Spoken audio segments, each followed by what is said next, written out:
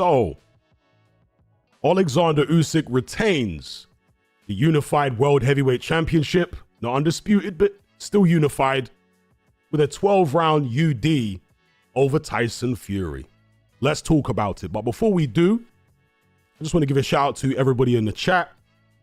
Normally, I let the chat build up with viewers first before I start talking, but I think it's quite late in the UK now. I'm not sure of the exact time, but yeah, that's where most of my viewers are. So shout out to everybody in the chat.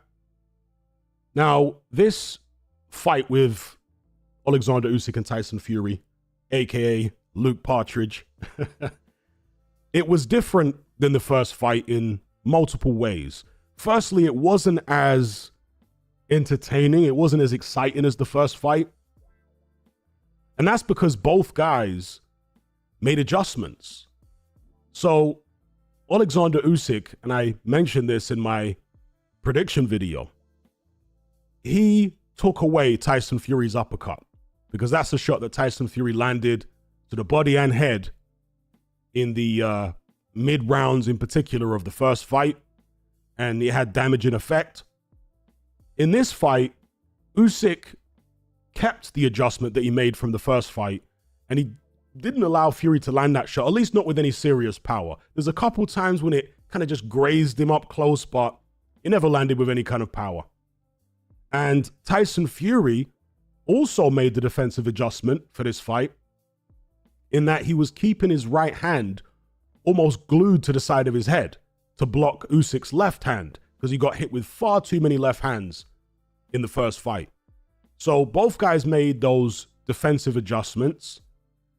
Tyson Fury was a bit heavier. You could see that in there. Now, this is one thing I mentioned on my community tab on my YouTube channel.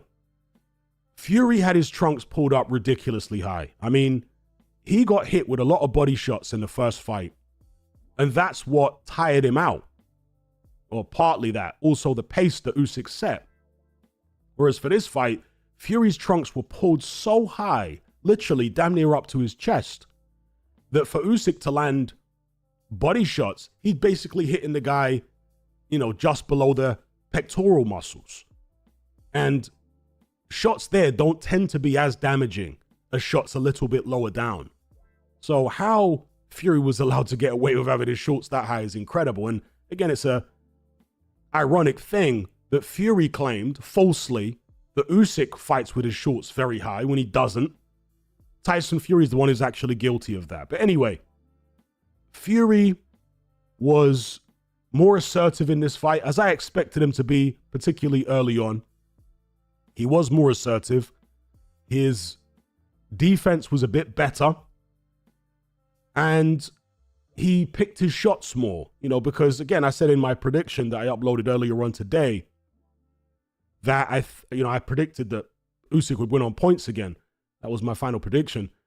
But I thought that Fury would be a bit more conservative with his output, because I remember Shane McGuigan, I think it was him, mentioning the fact before the fight, before this rematch, that Tyson Fury in the first fight was maybe guilty of throwing too many punches in one go.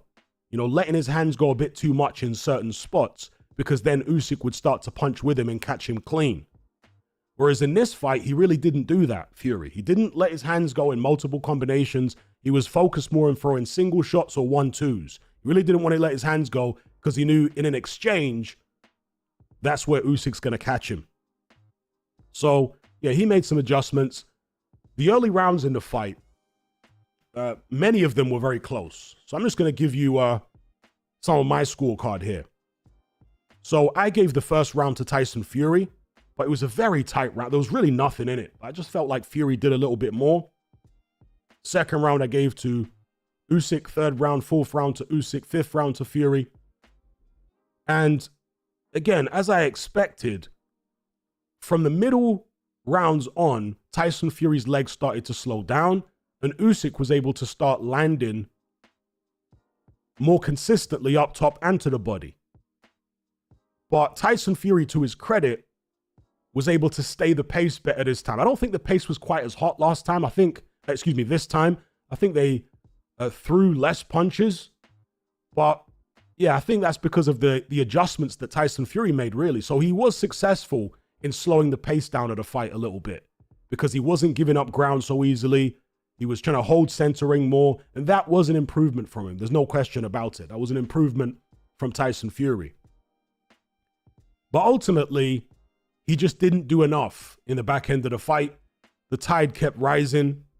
Oleksandr Usyk was landing combinations, kept going to the body, landing those nice clean headshots. And in particularly, in the final third of the fight, it's really difficult to give Tyson Fury any rounds in there. I'd like to watch the fight back and give you a definitive scorecard, because on the scorecard I have here, I've written swing round a couple times. So I'd like to watch it back and give you a more definitive scorecard next time. But yeah, in the back end of the fight, watching it live, I found it difficult to give Fury much because Usyk was just doing a bit more, landing cleaner. And that's another thing as well, is I was kind of perplexed by the fact that Barry Jones, who is doing the commentary for DAZN, was constantly calling shots for Fury that had landed, which hadn't actually landed. Absolutely bizarre. And he kept on saying that Fury's jab was lovely. Oh, great jab, great jab. And the jabs weren't landing. They were literally hitting gloves.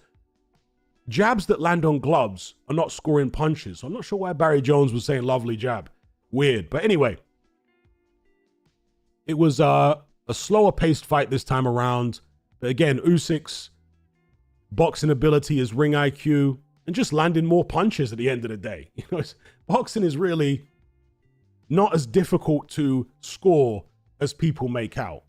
Yeah, some fights can be very difficult to score, but rather than focus on body language, rather than focus on the form of a fighter when they're throwing a punch, just focus on who is actually landing. I don't know why some people find this so difficult. So the punch stats for this fight, in terms of landed punches, were 179 punches landed for Usyk and 144 punches landed for Luke Partridge, Tyson Fury. Okay. Sergio Mora, who was keeping the scorecard for DAZN, he gave Tyson Fury 4 rounds. So he scored it the same as the judges, basically. Now, I can understand some people seeing that scorecard as too wide because there were some swing rounds in there. But this idea that Tyson Fury won it is absurd. Okay, Tyson Fury didn't win this fight. Didn't do enough, particularly in the back end. In the first half of the fight, yeah, there was a lot of close rounds in there. There were no rounds, really. I think there might have been one round in the fight, which I scored to Tyson Fury big. And when I say big, there was no knockdowns or anything like that. But it was one round in the fight which I thought, okay, that's definitely Fury. There's no way you could be giving that to Usyk. It might have been, was it the fifth?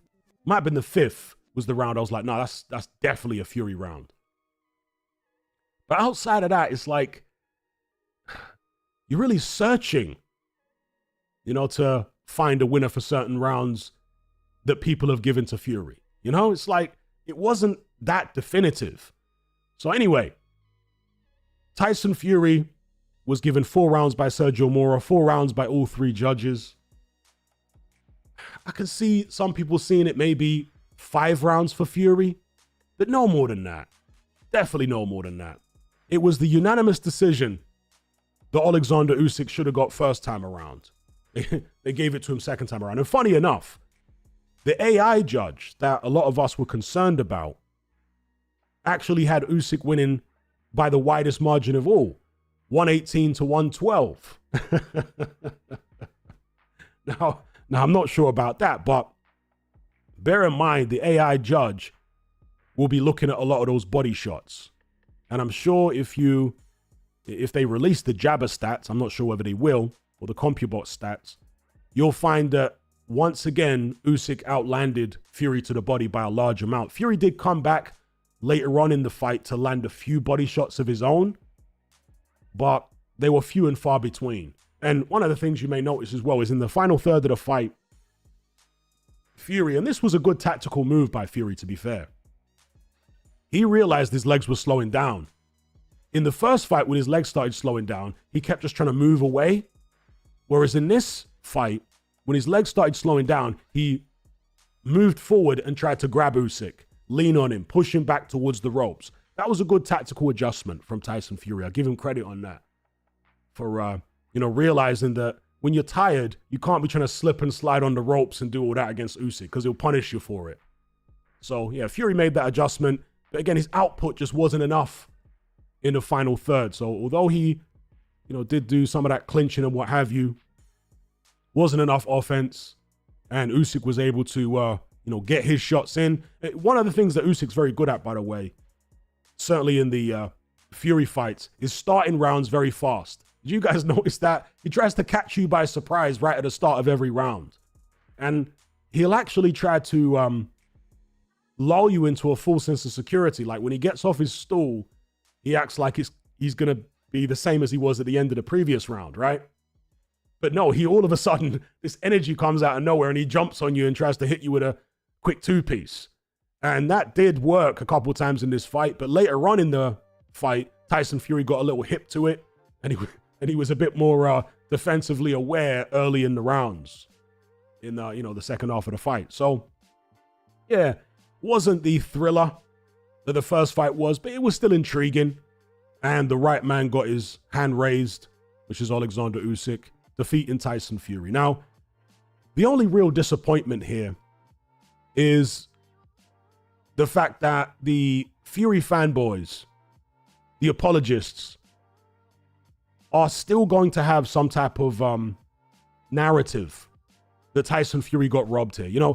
I couldn't believe, I had a look at the viewers' scorecard, where viewers send their scorecards in on Sky Sports, and they actually had Fury winning the fight by a round. Again, you guys are sick. That was obviously a bunch of Fury fanboys. Absolutely sick. No, Fury didn't win the fight, but he did box better than he did in the first bout. Yeah, he did box better from a technical perspective and from a strategy perspective. The strategy in the first fight was all wrong. You don't box Usyk. You don't just concede ground and let Usyk move you around the ring. No, you're going to get tired quick. This time around, Fury was like, okay, I'm not going to give so much ground. I'm going to try to hold.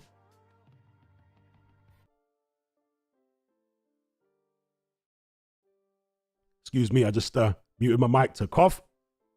Yeah, Fury said, you know what, I'm going to hold my ground a bit more. Try to hold center ring. And yeah, he did better than the first fight, but still not good enough. But yeah, the Fury fanboys, as with Fury himself, saying he got jobbed on the cards both times. You see, this is why it's a good thing that Tyson Fury has lost, because we don't need these types of characters in boxing. And it's a shame because Tyson Fury is a very talented fighter. But he's so fixated on just gaslighting, lying, and deceiving all the time.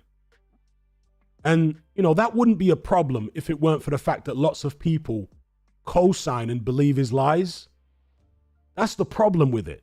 There are so many people who go along with Fury's narratives and BS. And so that's why it was not just because of Fury's, negative character traits, but also because of the champion that Oleksandr Usyk is. He's a guy who just goes through every division he's been in, right? Cruiserweight, heavyweight. He doesn't try and mess about and kick the can down the road and build fights up or any of this nonsense. Age people out. Oh, he doesn't do any of that. He goes straight for the jugular. Undisputed cruiserweight, undisputed heavyweight. And that sets a standard. That sets a bar for the rest of boxing to follow. You see, I don't think Oleksandr Usyk will be appreciated. I don't think the impact that he's had on the heavyweight division in particular will really be appreciated, the positive impact, until maybe years in the future.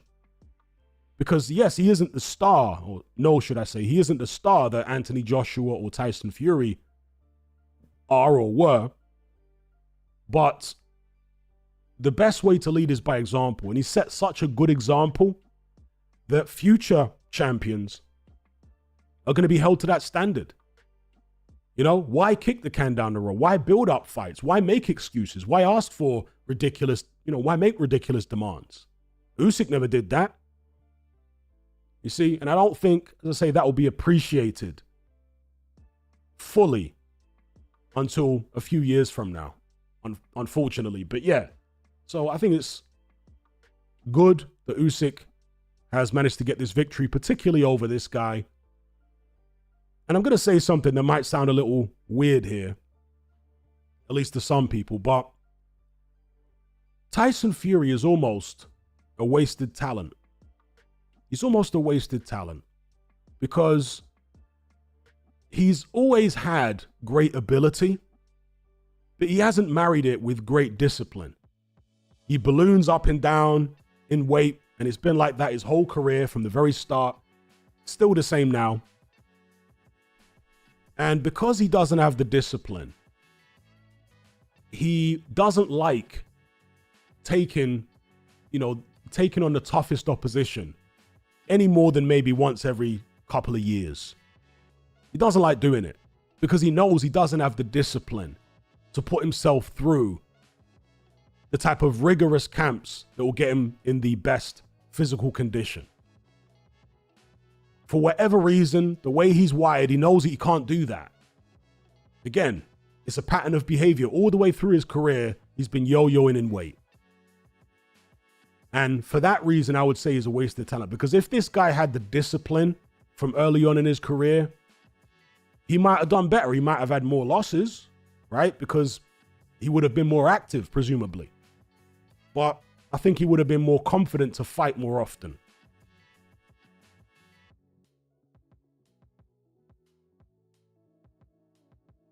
So, yeah, those are my thoughts on the fight. My provisional thoughts. I'll do a proper review tomorrow. Just wanted to get this stuff off my chest. And, yeah, let's take it over to the chat. Let's see what people are saying.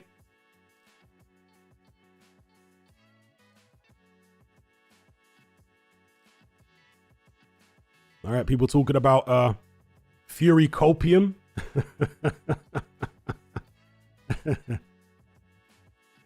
There's definitely some Fury copium going on, of course. As I say, Fury did box better this time. He definitely boxed better from a technical perspective. He boxed better from a technical perspective, but he just didn't quite do enough, but he's a very big man. You have to manage your gas tank.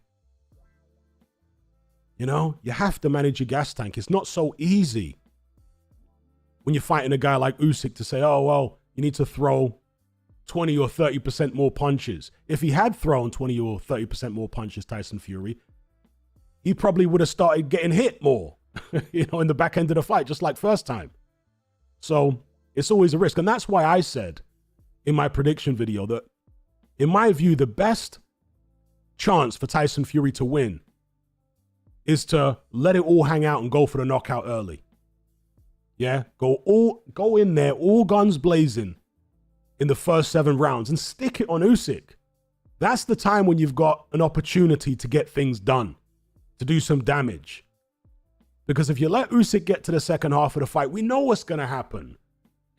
He's going to start getting on top again. And then at that point, you probably won't have the energy. You probably won't have the mustard on your punches to get a knockout or even a knockdown at that stage. And by the way, talking about knockouts and knockdowns,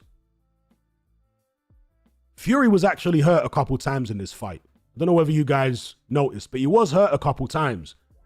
At least twice.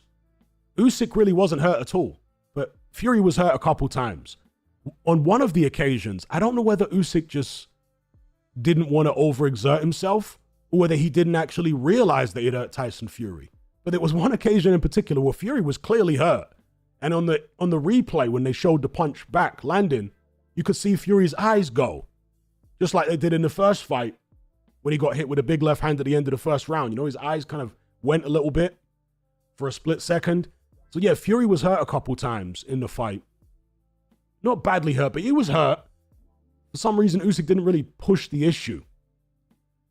But Usyk's chin is something we should really talk about, because this is a guy coming up from cruiserweight who's fighting these enormous heavyweights like AJ, Dubois, who's, you know, still pretty big, Tyson Fury, who's massive.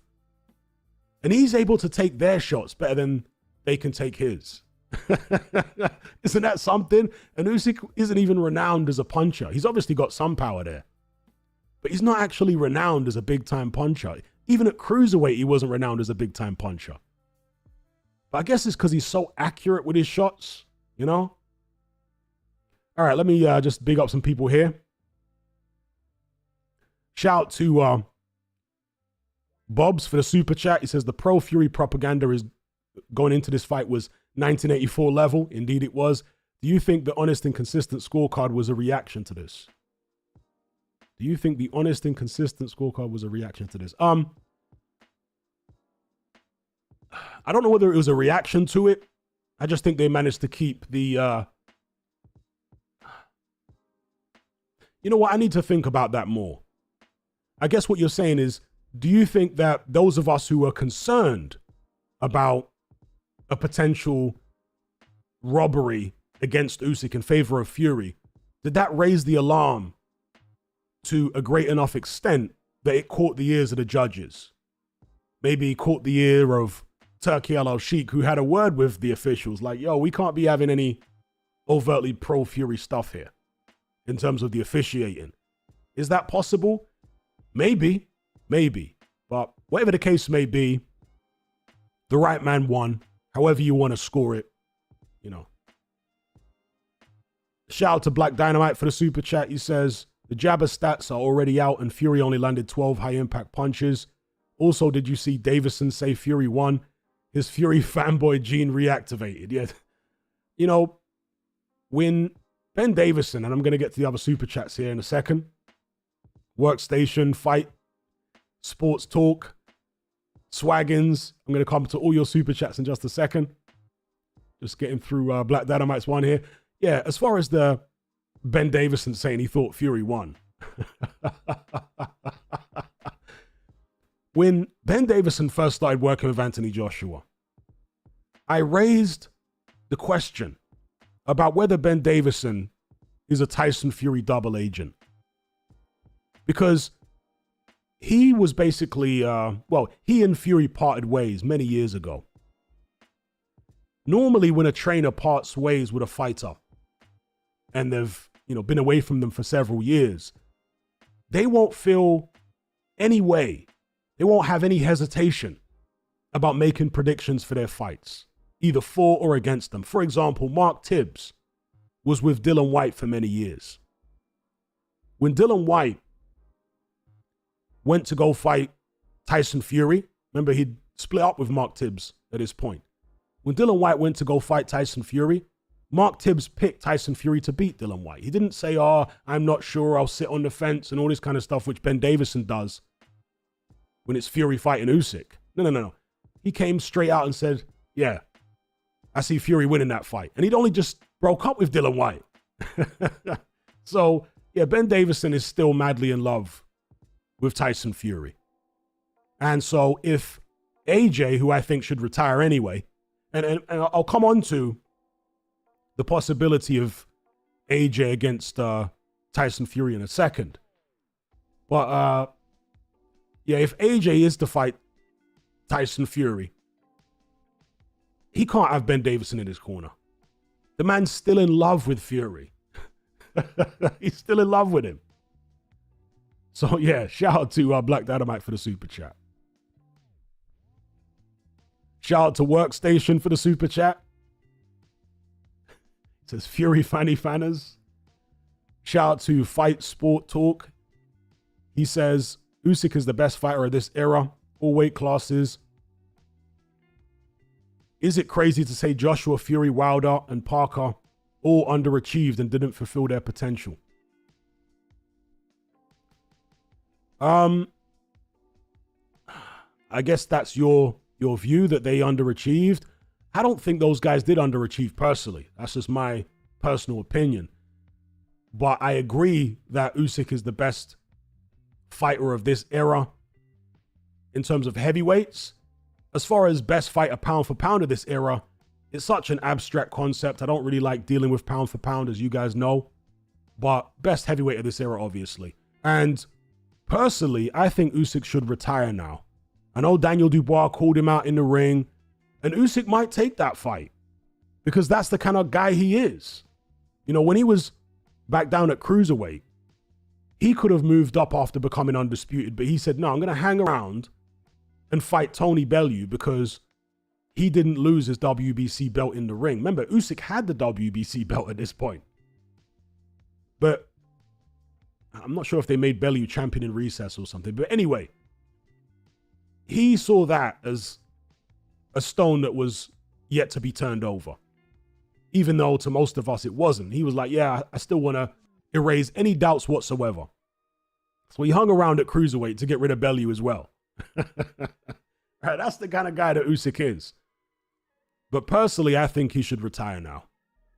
He's 38 years of age, or very, very soon to be 38 years of age in January. He's not getting better, by the way. Usyk is very good still, technically brilliant. His fitness is there and what have you, but he's not the same guy, for example, who fought AJ the first time. That was the best Usyk I've seen at heavyweight, was the one who fought AJ in the first fight. And he's not as good as that anymore. He's still very good, but not as good as that. And I think he's become undisputed. He's knocked off all the big names. There's nothing more to prove. You know, Daniel Dubois jumping up there saying the robbery that happened last time. I mean, give it a rest. It was a clear low blow. You appealed it and you lost the appeal. Daniel Dubois. But, you know, he's going to do whatever he has to do to try and get his revenge back, try and gold Usyk in whatever way. But personally, I think Usyk should retire because he's at the point of diminishing returns now. There's nothing more to achieve. It doesn't get any higher. It doesn't get any better. And I don't think he's young enough to go on a prolonged unbeaten run at this point. I think if Usyk carries on, he's going to get beaten. I want to say within the next 12 months. If he has, like, let's say 2 or 3 fights in the next 12 months, I think he's going to lose. Yeah, I think he's going to lose. And I don't think it'll be a controversial loss. I think somebody will get him. So he has an opportunity now to bow out at the top as only the second heavyweight champion in history to retire undefeated. And he'll be a unique champion because unlike Rocky Marciano, he was undisputed in multiple weight classes. And as far as I'm concerned, Usyk is just, you know, I actually feel guilty. I feel wrong even mentioning Marciano in the same breath as Usyk. Usyk's just way better than Marciano could ever dream of being. But yeah, so I think Usyk should retire. You see, if Usyk continues and loses, then the argument that he's a top 5 heavyweight of all time will be much more difficult to make. Now, not necessarily to me, but to a lot of other people. Once they've seen you lose, then they can make a case that, you shouldn't be in, regardless of what you've achieved before, they can make a case, you shouldn't be in the top 5. If he retires now, even though his heavyweight resume isn't that deep, it's full of quality, right? And, you know, for me, a resume is about longevity as well as quality. And there are certainly many other heavyweights out there, all-time greats, that have got a much deeper resume than Oleksandr Usyk. But he just doesn't have the time, in my view, to build that kind of resume. So if he retires now, the argument can still be made that he's top 5. Yeah. Shout out to Swaggins for the super chat. He says, can't believe Bricktop and that large special needs man getting in the ring and harassing Usyk like that at the end. I didn't actually see that guy. I'll have to go back and watch the large special needs man. Didn't see him. Oh, what am I talking about? So you're talking about Daniel Dubois. My bad. Wasn't sure who you were referring to at first.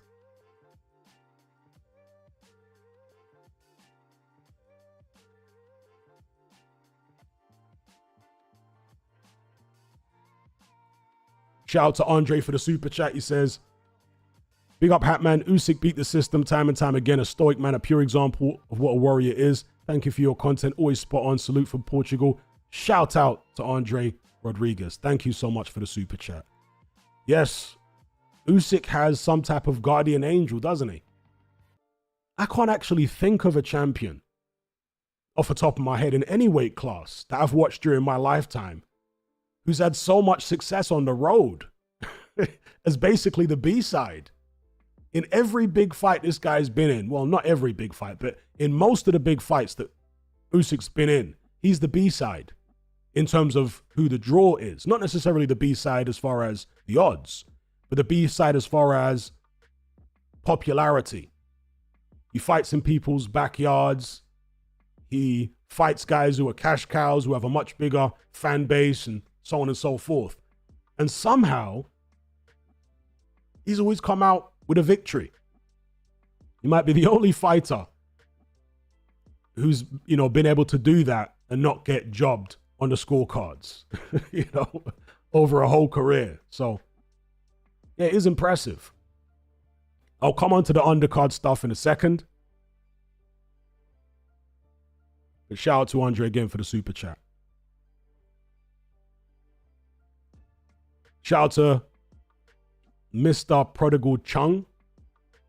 It says Moses Itauma versus Kubrat Pulev WBA regular title. I think if Itauma is going to try and break Mike Tyson's record, then it needs to be for a legit belt, not that WBA regular thing, because then it's just a gimmick. If he picks up a legit title, then yeah, you could say he broke Mike Tyson's record. Nobody's going to recognize the regular belt. That'll just be like a little marketing gimmick. So, but I'll come on to Itauma's fight against McKean in a second. Shout out to Ben for the super chat. He says, I think Moses can beat Usyk right now. He's special. I think he's athletic and quick enough to land on Usyk and knock him out early, or knock him out at only 19 is amazing. I wouldn't go that far myself, but stranger things have happened in boxing. It's a completely different scenario when you're getting in there against Usyk. He has all the subtleties. He's got a tremendous boxing brain.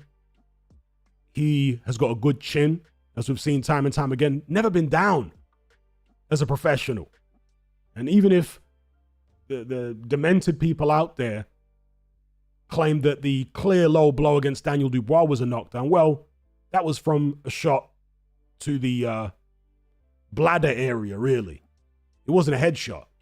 So Usyk's got a tremendous chin. So yeah, I'm not sure I agree with you on that, but shout out to Ben. We'll come on to Itauma in, as I say, just a second.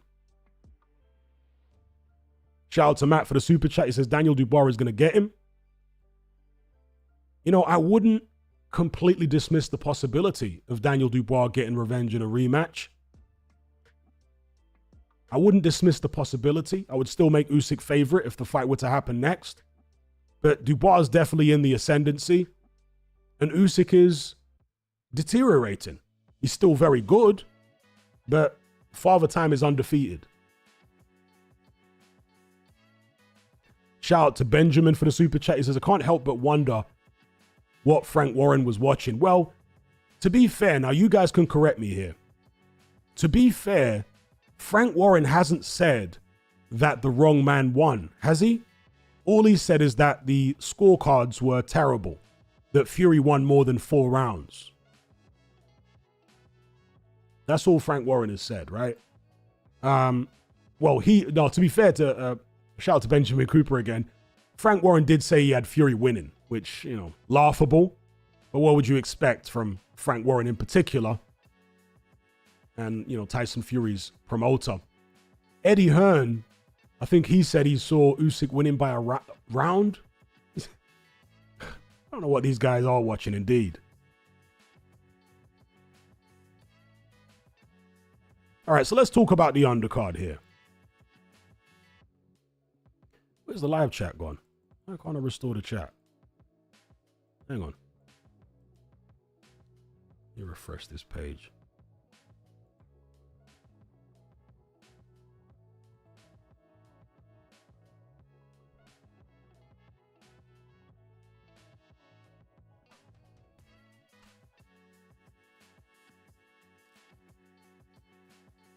All right, here we go.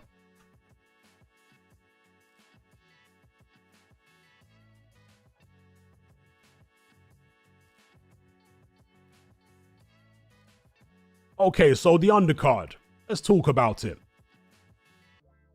Moses Itauma knocked out Dempsey McKean, but first of all, let's talk about the Johnny Fisher-Dave Allen fight. I know you guys want to talk about that one, right? Johnny Fisher, Dave Allen. Now, I picked Johnny Fisher to win this fight. I think I said on points. Jackie Boy Johnson says AJ's scorecard was actually okay.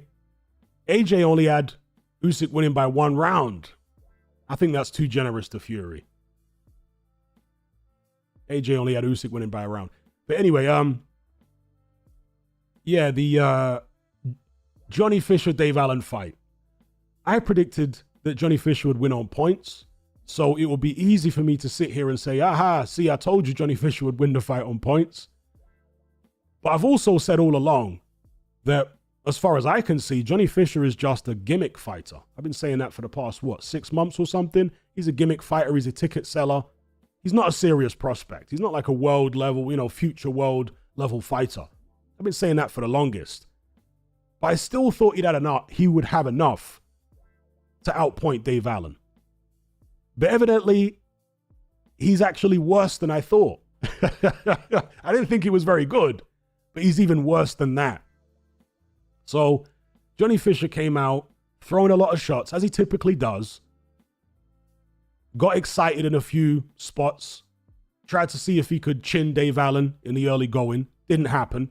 Dave Allen still got a very good jaw on him.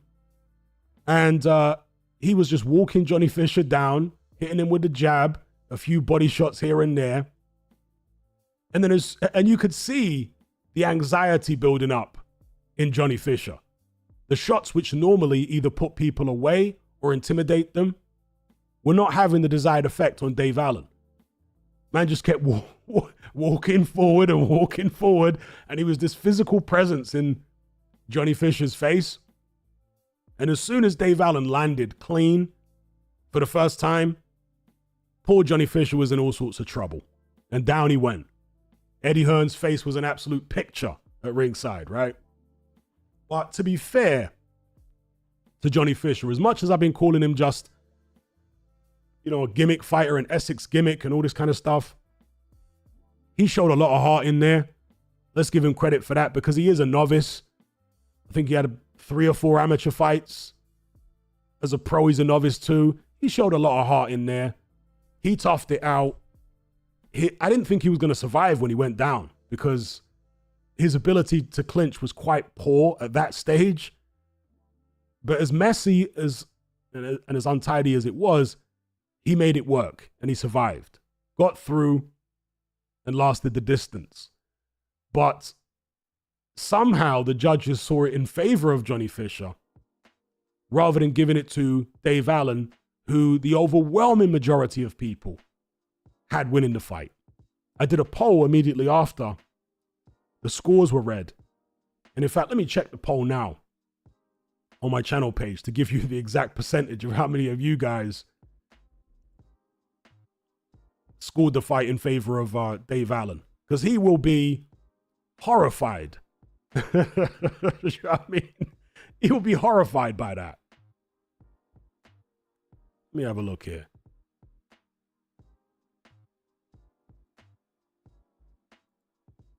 Let's get my channel page up.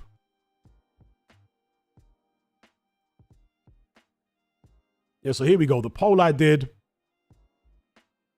I asked Johnny Fisher versus Dave Allen, was it a bad decision? 93% of people said it was a bad decision. Now, to be fair, I didn't score the fight round by round. I would like to go watch it back before I tell you whether I thought it was a quote-unquote robbery.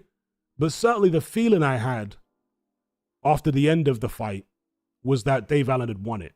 And he was certainly the more physically dominant fighter. He was bullying Johnny Fisher in there, and he made him look like the novice that he actually is.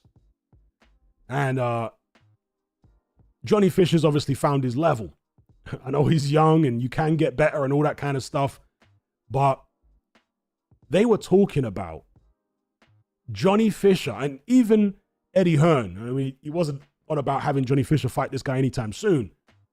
But even he said that he'd be open to Johnny Fisher fighting Moses Itauma. I said, when was it? 6 months ago? 4, 5, 6 months ago? That fight's a complete mismatch. Are you mad? Johnny Fisher against Itauma? I would see that all over social media.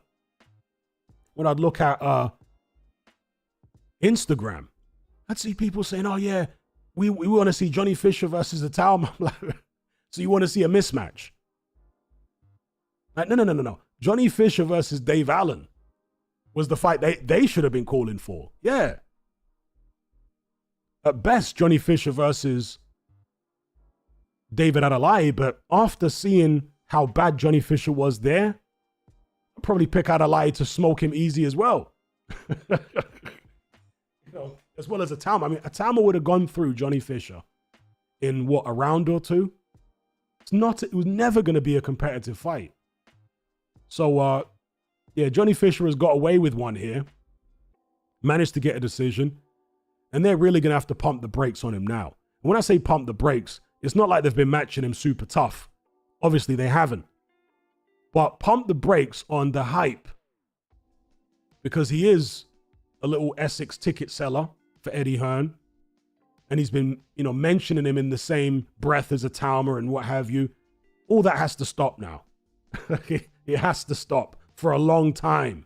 Maybe forever. We shall see.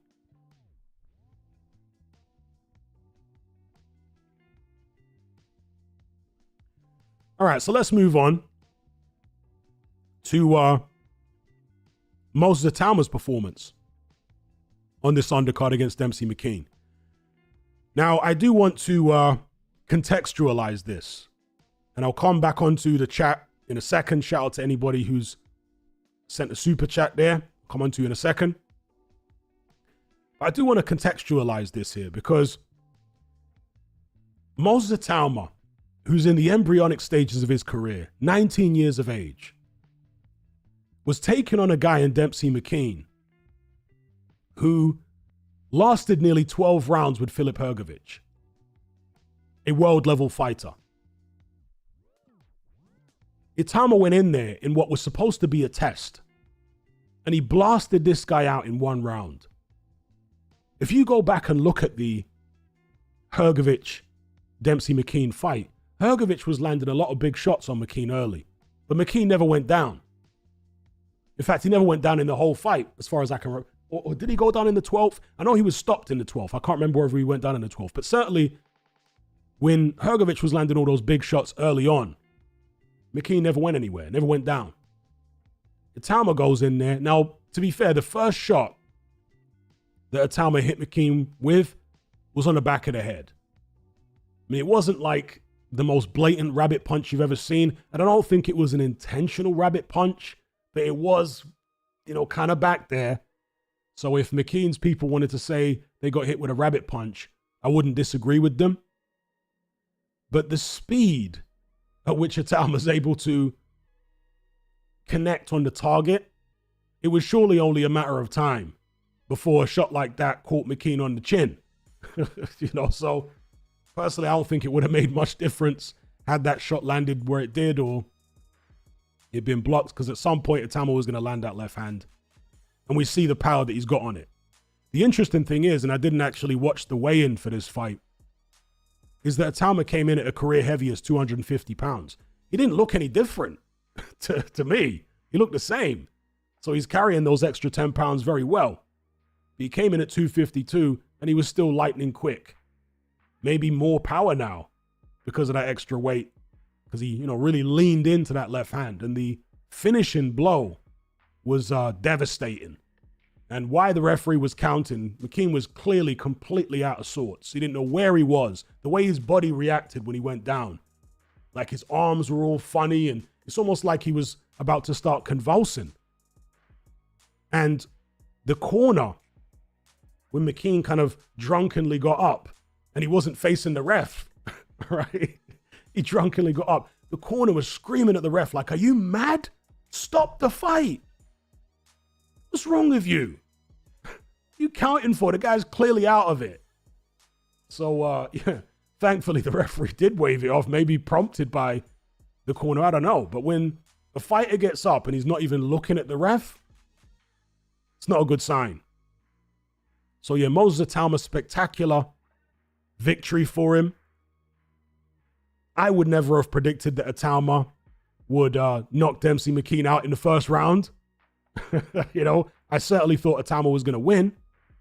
And I thought there was a good possibility he'd get McKean out of there. I think in my prediction, I might have said Itauma stopping McKean in about 5 or 6 rounds. Did I say 5 or 6 rounds? If you go back and watch my prediction for the fight, it might have been about that. I didn't think he'd do it in 1. So he's exceeded my expectations. The guy is a special talent. He's a prodigy. He's not a normal prospect at all. Yeah. Shane McGuigan, who was part of the commentary team for Sky, was once again talking about when he had Itauma in the gym sparring with Lawrence Okolie when he was like 15 years old. 14, 15. They had to wait for a certain time for Itauma to come from school. Yeah, they had to time Okolie's sparring in such a way that it coincided with Itauma finishing school and then getting to the gym, taking off his school uniform and getting in there and sparring with a world champion at 14, 15. That's crazy. And not only that, he also was sparring Dubois and giving Dubois all sorts of work. I think by the time he was sparring Dubois, it might have been about 16, 17. And yeah, I remember the first time Shane McGuigan talked about it. He was shocked, relaying the information. He still couldn't get over how good Itauma was. That's the first time I'd heard of Itauma, is when Shane McGuigan a few years ago mentioned him. And so when I went to go have a look at him, his amateur fights and what have you, I was like, okay, I see the talent there. The talent jumps out at you. The speed, the fluidity, the precision, the mentality. And so it's going to be interesting to see how his career unfolds in the coming years, because again, the talent is ridiculous. But of course, boxing is littered with examples of very talented fighters who never fulfilled their potential. So it's about Itauma keeping his feet on the ground, continuing to develop, and Frank Warren putting his hand in his pocket to pay for opponents who are actually going to last some rounds, because it's going to be very difficult for them to at this stage.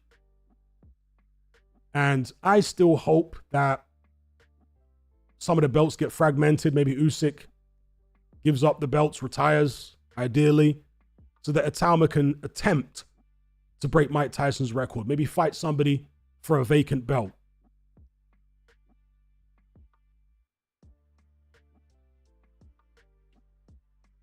Shout out to Malted Milk for the super chat.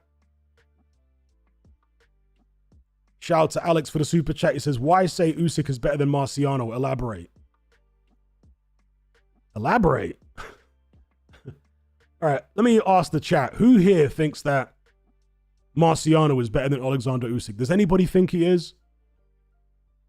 Look, for all I know about boxing, or for whatever I know about boxing, I look at those two fighters and they're not even in the same universe in terms of skills, technique,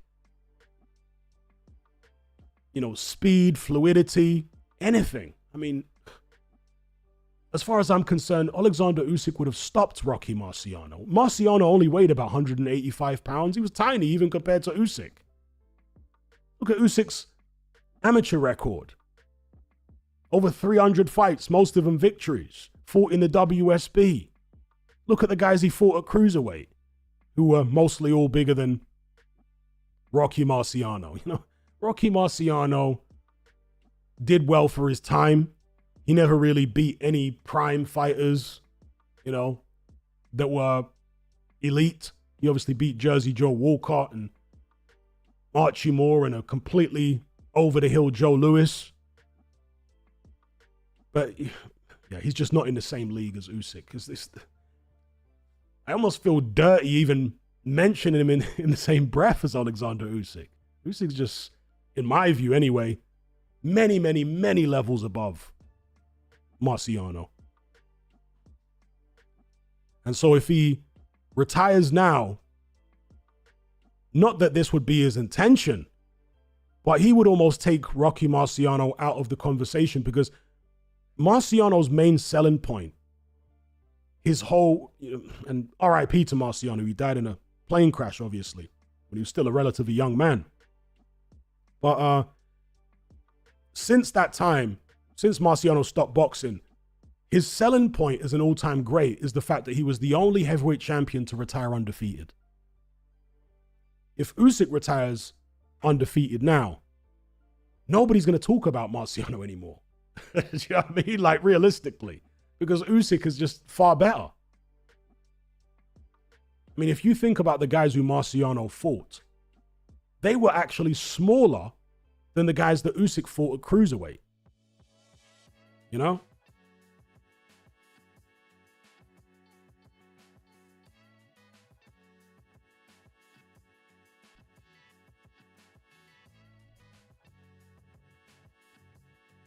Shout out to Tristan for the super chat. He says, big up Hatman, just tuned in.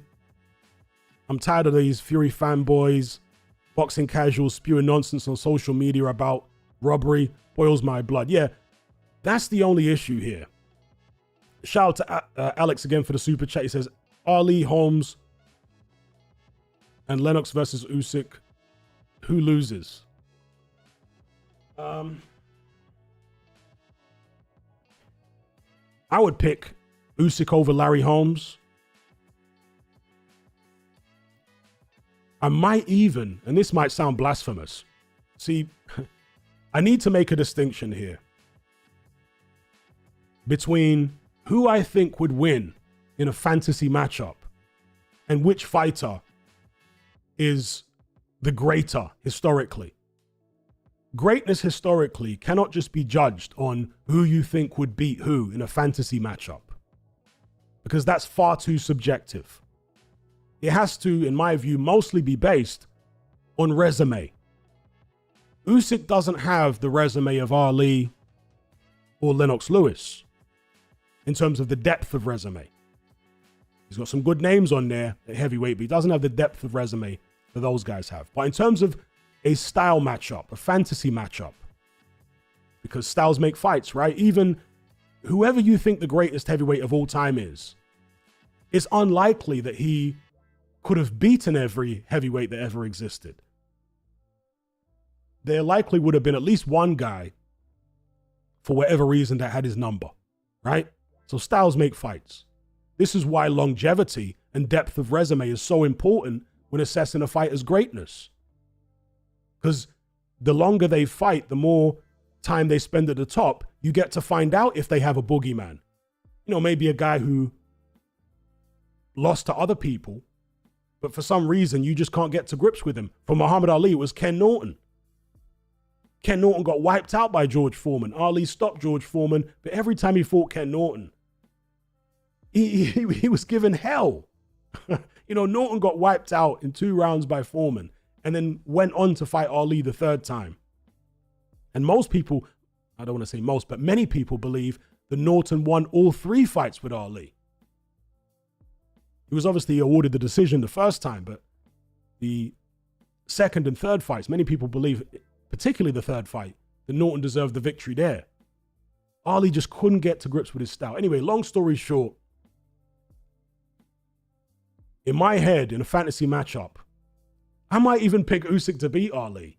That might sound blasphemous to some people, but I might actually pick Usyk to beat Ali in a fantasy matchup. Lennox Lewis versus Usyk, that's a much tougher fight, I think, stylistically, because, and I would pick Usyk to beat Holmes too, but Lewis was able to do what needed to be done to get victories.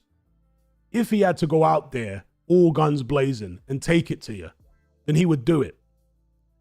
Nobody's really done that with Oleksandr Usyk at heavyweight other than Derek Chisora. Tyson Fury had two opportunities to do it, but he didn't. Anthony Joshua had 2 opportunities to do it, but he didn't. Daniel Dubois had an opportunity to do it, but he didn't. Nobody is willing to just go out all guns blazing on Usyk and see if they can take him out early. Lennox Lewis, and he did this multiple times in his career, when things weren't working as far as the boxing, he was able to switch it up and just take it to you. Even if it was ugly, he'd take it to you. So that's a much more difficult fight for me to predict. You know, the Lennox Lewis Usyk fight. But I wouldn't say that it's ridiculous to suggest that Usyk could have beaten anyone in history. I'm not saying that he could have beaten all of the heavyweights in history, because you're always going to have a boogeyman, right? But I don't think it would be ridiculous to suggest. You know, some people might think Usyk would beat Lewis. Some people might think Usyk would beat Ali. To put him in conversations is what I'm saying. That he could beat many of the greats, I don't think it's ridiculous at all. I think he is that good. It's just a shame that his best years are behind him, and I don't think he's got enough time to build a deep enough resume to really make a undeniable case for him being a top 5 heavyweight in history. You know, or even top 3, never mind top 5, top 3. But if he does retire now, it'll still be within the realms of possibility for some people to make an argument. But if he carries on too long and starts losing, then yeah, he'll lose that mystique.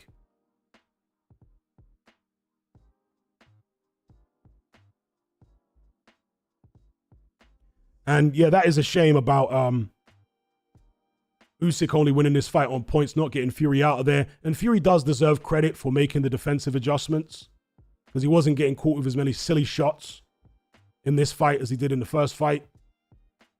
I say it's a shame because, again, the Fury fanboys are running around screaming robbery. If Usyk had taken Fury out clean, then they wouldn't have a leg to stand on. Well, they don't have a leg to stand on, but you know what I mean. They wouldn't have been able to push their propaganda like this. Shout out to everybody in the live chat. We have got 1,500 concurrent viewers and only 294 likes. People, don't do me like that. Don't do me like that. Let's get the likes up to at least 750. Now, this is crazy. I didn't even check the concurrent viewers. Shout out to everybody who donated via Super Chat. But yeah, well, let's get these likes up. These likes are way, way, way too low. They need to be at least 50% of the concurrent viewers. So much appreciated if you stick a like on this live stream. This might be the most watched live stream that I've done, certainly for a long time, and there's so few likes on it. What's going on? Well, shout out to everybody in the chat. Let's get the likes up. Needs to be like 750 if there's this many concurrent viewers. Needs to be at least half of that. So right now, I'm just going to read super chats only until the likes get up to 750. Those will be super chats only until we get up to 750, because come on.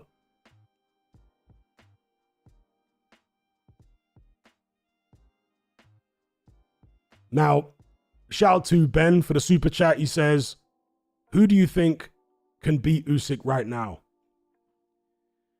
Well, it's kind of like when Vladimir Klitschko was coming towards the end of his run. I was saying at the time that there's no way Klitschko is going to be able to take on all these young upcoming heavyweights, the likes of Fury, Joshua, Wilder, Parker, these guys. He's never going to be able to take on all these guys and come out without a loss. Impossible. I didn't know which one of them was going to do it, but I just knew that the youth and the freshness and the talent of these guys is going to be too much for Klitschko to get through. He's never going to beat all of them. Similar situation with Oleksandr Usyk. I don't want to say which guy specifically I think would beat him, but I can tell you that there are certain fights I think would be more dangerous for him. I think Bakoli would be particularly dangerous.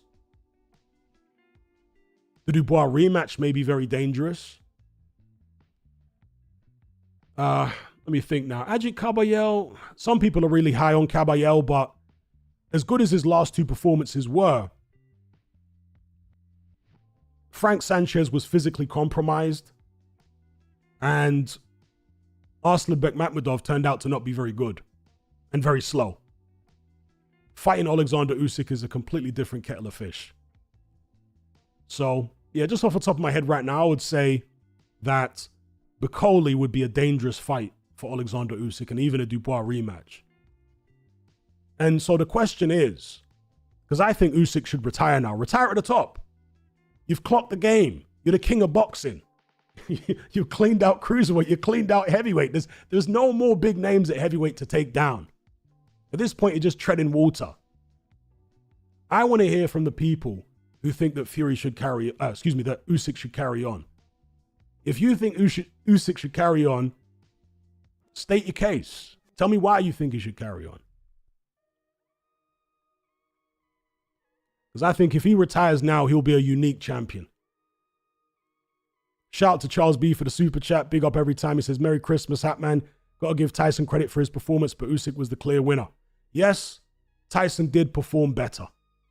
He definitely performed better. He made the defensive adjustments that he needed to make in the first fight, but didn't. Which is as simple as keeping the right hand up, but also, as Shane McGuigan said before the fight, not throwing too many combinations in front of Usyk. Because once you start throwing combinations, Usyk has got the shorter arms and he's more precise. If he starts punching in between your combinations, he's going to start hitting you. That's what happened in the first fight, particularly in like round 7, 8, 9. So Tyson Fury was sticking to single shots and 1-2s, which was a good strategic change. And as I say, he kept that right hand damn near glued to the side of his head because he was blocking Usyk's left far more than he did in the first fight. So that was a good defensive adjustment. They must have drilled that in training like you wouldn't believe. Yeah, shout out to Charles B for the super chat. Shout out to James Goldsmith for a super chat as well. He says, does Frank now fast track Moses given that Fury is now probably done at the very highest level? Before I answer that, shout out to everybody who's locked in, listening to this live stream right now. If we can get the likes up, we've got 1,500 concurrent viewers. I'm just going to be reading out super chats only. I'll only start reading out other comments in the chat when we reach at least 700 likes. Let's get the likes up to 700. There's 1,500 of you watching. It only takes a split second. Press the like button, then I'll get to your comments in the chat room. Until then, I'm just going to read out super chats, all right? So it takes a split second. I'll read out your comments. No problem. Just give me a like, get us up to 700, and I'll read everybody's comments. So yeah, shout out to James Goldsmith for the super chat. He says, does Frank now fast track Moses given that Fury is now probably done at the very highest level? Well, I don't know whether Fury is done at the very highest level. Although he lost the fight, he didn't get beaten up this time. See, first time he got beaten up in the back end of the fight. This time he got touched up, but he didn't really get beaten up. You know, it's not like when AJ was spectacularly knocked out by Dubois. That's the kind of loss where you say, yeah, this guy's done. Tyson Fury, I think, can still be a factor at the highest level, depending on what Usyk decides to do. If Usyk is to retire now, then maybe Tyson Fury can fight for a heavyweight title against somebody else, you know, and still be a factor at the top level. It all depends on his motivation. It all depends on whether he can, after losing twice, back-to-back defeats to Oleksandr Usyk, continue to get himself in relatively good shape. Those hard training camps, which I know he doesn't enjoy. Being more disciplined between fights, which is something he really struggles with. So, yeah, I wouldn't say Fury is necessarily done at the top level. It depends on the heavyweight landscape how the heavyweight landscape changes over the next few months. If the belts get fragmented for whatever reason, maybe, again, Usyk retires or gets stripped of a belt or whatever, there could be opportunities. As far as Itauma being fast-tracked, I think that also depends on the heavyweight landscape more so than Tyson Fury. Now, I don't think Frank Warren, and this is just my opinion, I don't think Frank Warren's looking at what happened to Fury there and saying, okay, I need to fast-track Itauma now. Nah, I don't think he'll be doing that. I think he'll just be looking at, again, if there are any vacant belts. If there are, then pushing for Itauma to fight for one to try and break Mike Tyson's record. And I've long said that if Itauma got the opportunity to fight for a vacant belt and he was to win it at this stage of his career, I think that he should immediately vacate the belt. Now, this triggered a lot of Mike Tyson fans because they said, oh, if he has to vacate the belt immediately after winning it, then he doesn't deserve to break Mike Tyson's record, which is just bizarre, right? If you've broken his record, you've broken his record. There's nothing about deserving it. A weird perspective to be coming from. And they say, well, why would you win a belt and then vacate it? Mike Tyson had nearly 30 fights before he challenged Trevor Berbick for the WBC heavyweight title and became youngest heavyweight champion in history. Nearly 30 fights. Not quite 30, it was 20-something, but nearly 30 fights.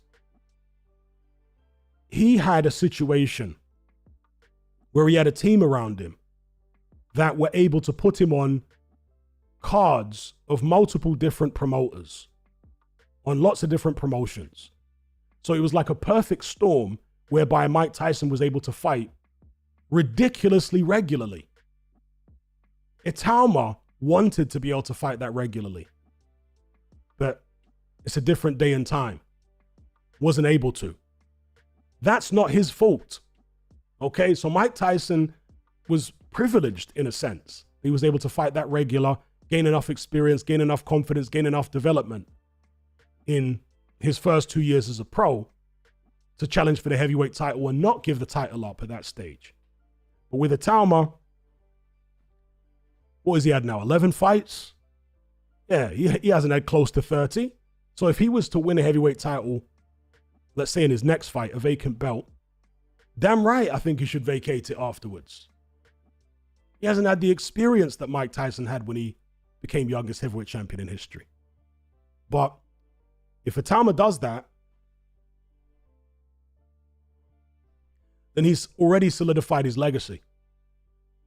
He's already beaten Mike Tyson's record, and he'll forever be known for that for the rest of his career, whatever happens subsequently. So get that bit in place first. Then give up the belt, continue your development, and then step back up to world level later. Now, they probably wouldn't do that, but if I was advising Itauma, that's what I'd be telling them to do, personally.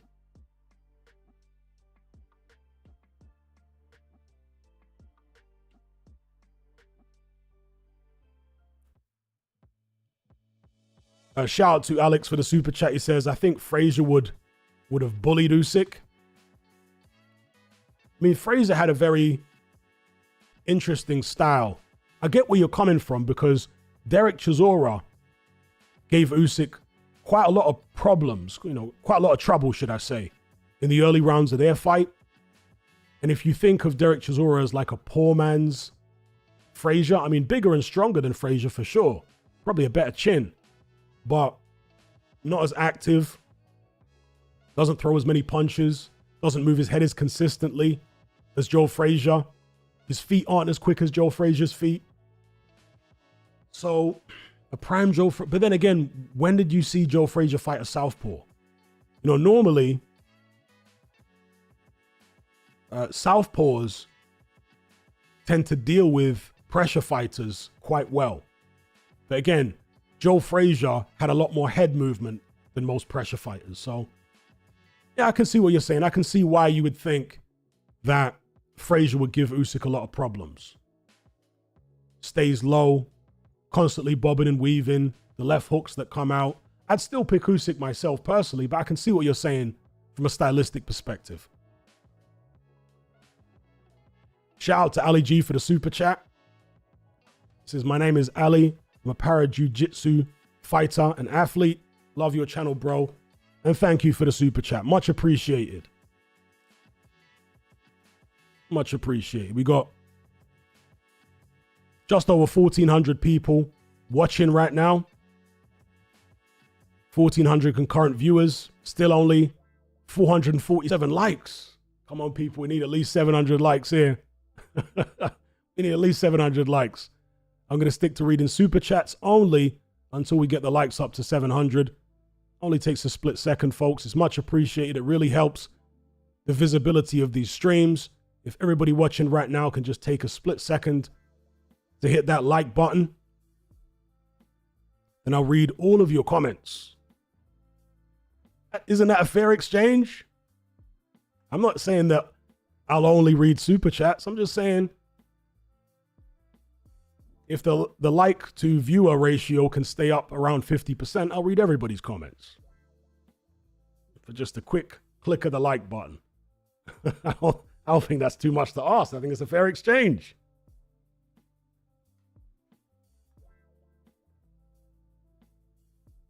We're at 470.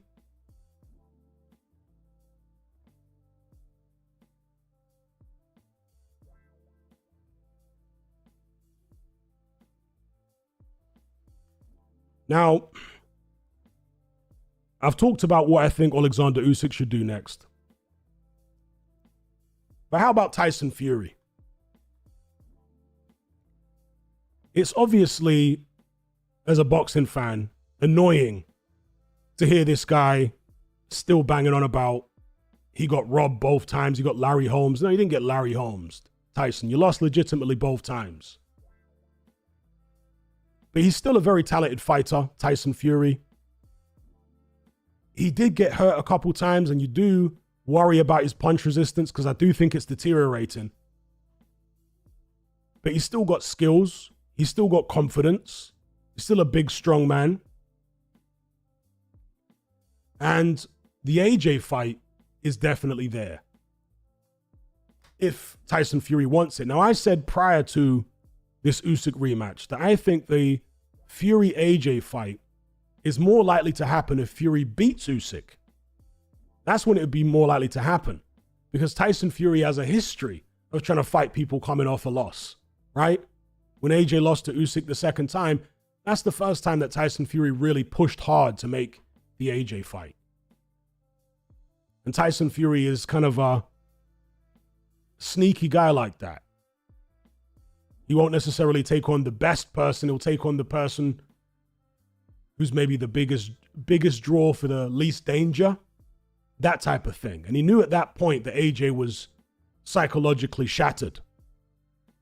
So I always figured that if Fury were to beat Usyk in the rematch, the AJ fight is almost a dead cert. But given the fact he's just lost again to Usyk, he might still fight AJ, but I'm not sure. I don't know.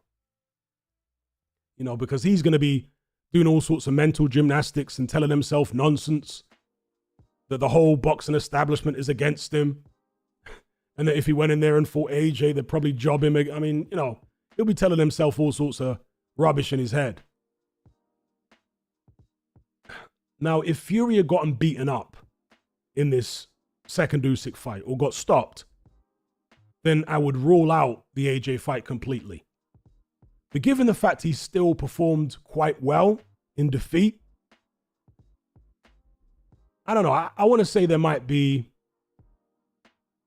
a 65% chance that Fury takes the AJ fight next. 65% chance. Because AJ just got cleaned out, right?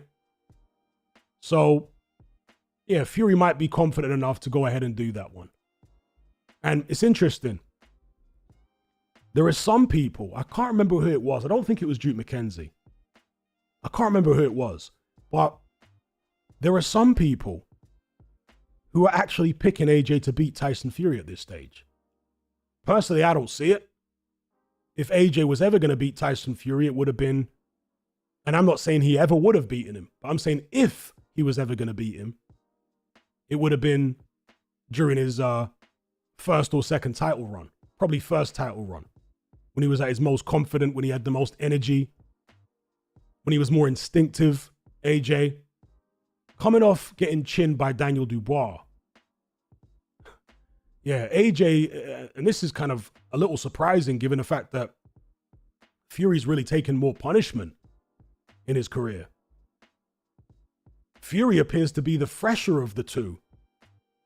Then again, maybe that's an illusion. Maybe they're as fresh as each other, but it's because AJ is so much worse defensively and technically, and as far as his ring IQ, it makes it look like, Fury's so much fresher. Because Fury isn't going to leave his chin hanging out there in front of Daniel Dubois the way that AJ did repeatedly over and over again. So, I don't know. But yeah, some people, even now, and I think it's got to be the minority, are picking Anthony Joshua to beat Tyson Fury. I'll be picking Fury. Based off the back of their last two performances, I'll be picking Fury. I might even be picking Fury by knockout. Shout out to Wacko Jacko for the super chat. He says, do you think Fury's weight cost him? I think the adjustments made would have worked better at 260.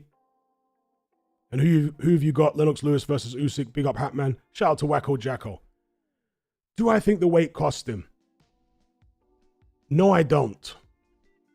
And the reason I say that is because Fury was able to hold center ring better. He was able to be more threatening in there at the higher weight. And because of that, it allowed him to slow the pace of the fight down to something more comfortable. Because the pace of the first fight was far higher. In the, in the second fight, at the heavier weight, holding the ring more. I guess what you're saying is at a lighter weight, he could have held the ring more. I mean, maybe, but a lot of it is psychological. People say when a fighter comes in heavier, he can take a better shot. I mentioned in a live stream I did maybe last week that it's possible, because somebody in the chat raised the possibility, it's possible that Fury was a little overtrained for the first fight, in the sense that he might have left some of himself in the gym, losing all the weight. I'm not saying that's definitely the case, but it's a possibility. And so if he was gonna get down to 260, 262 again for the rematch, he'd need to do it over a longer period of time. And maybe he didn't consider those things. Maybe he just felt like in the first fight, getting pushed back by Usyk all night long was something he didn't envision, and he didn't want that to happen again. So I don't know. I think it's difficult to say whether Fury made a mistake putting the weight on or not. The weight definitely gave him more confidence to hold center ring. And he fought a more Kronk-style fight. And it was good to see it was just, no John Fury in there this time, just Sugar Hill. He fought a more Kronk-style fight. So, I don't know. I mean, if you're talking about a prime Tyson Fury, the one who fought, let's say, Deontay Wilder, yeah, he would have had a better chance, because he was, he was like 270 something, wasn't he? For the second Wilder fight. But he would have had a better chance. But then he's not fighting a prime Usyk. He didn't just fight a prime Usyk tonight. He fought an Usyk who's nearly 38 next month. So, I don't know. It's difficult to know for sure. As far as Usyk versus Lennox Lewis, difficult fight to predict because Lewis never fought a southpaw as a professional. But if I had to pick one, if I was absolutely pushed I'd probably go with Lennox Lewis in that style matchup, but not with any degree of certainty. And I say that just because Lewis was so adaptable. And when he needed to just throw caution to the wind and take a fight by the scruff of the neck, forget about boxing, forget about all that because it's not working. Whenever he needed to do that, he did it. And I've always felt as though that's the way to beat Oleksandr Usyk. If you try and be too technical with this guy, it's not going to pay dividends for you. You have to be able to take the fight by the scruff of the neck, take the bull by the horns and just tear into this guy. But nobody wants to take that gamble. Everybody thinks they're going to somehow outbox him over the 12-round distance. It's the strangest thing. Look at the consistency of this guy over his career, cruiserweight and heavyweight. And you think you're going to win on points? No. He's got a golden aura around him where even against the establishment fighter, in this case Tyson Fury, previously AJ, and on many previous occasions, various other fighters, Myris Breedis in Latvia, so on and so forth. He's able to fight A-side fighters, fight in guys' backyards and all this type of stuff, and keep getting decisions. Deserved decisions, but still not getting jobbed. You have to look at that track record. And at some point, as a upcoming Usyk opponent, say to yourself, I'm not going to try to beat this guy on points. I'm going to go in there and stick it on him hellaciously. I have to be prepared to take shots to land my own. Almost like a kamikaze mission. Yeah, like a kamikaze. I think that's the way to do it. And that's why I think Martin Bakole would be particularly dangerous for Oleksandr Usyk, because that's the way Martin Bakole boxes in general. He comes in with his big belly, looking to set up the big hooks and uppercuts and what have you. He's not worried about you landing a few shots on him. He's very cavalier. So I think that kind of mentality and that style and the size of Bakole, his apparent fearlessness, that's the kind of guy who could, I'm not saying I would necessarily pick Bakole to beat him, but I just think it's a very dangerous style for Usyk. And Lennox Lewis had the ability to fight like that as well. So, but earlier on, I said something which some people might consider blasphemous, but I said I would pick Usyk to beat Muhammad Ali in a fantasy matchup. Shout out to everybody in the chat. If you want me to read your comments, then please, let's get the likes up to 700 and I'll gladly read everybody else's comments. But for now, until we get up to 700 likes, I'm just reading super chats. I don't think it's too much to ask for a like in exchange for me reading your comments. It takes a split second to stick a like on the live stream. So shout out to everybody. We're at 520. We can get up to 700.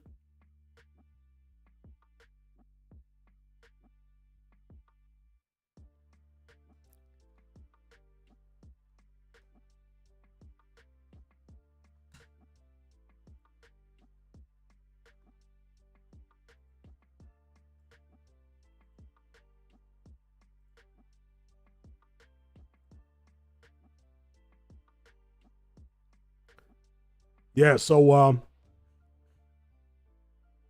the fight between Usyk and Fury tonight was a decent fight, but didn't have the drama of the first one.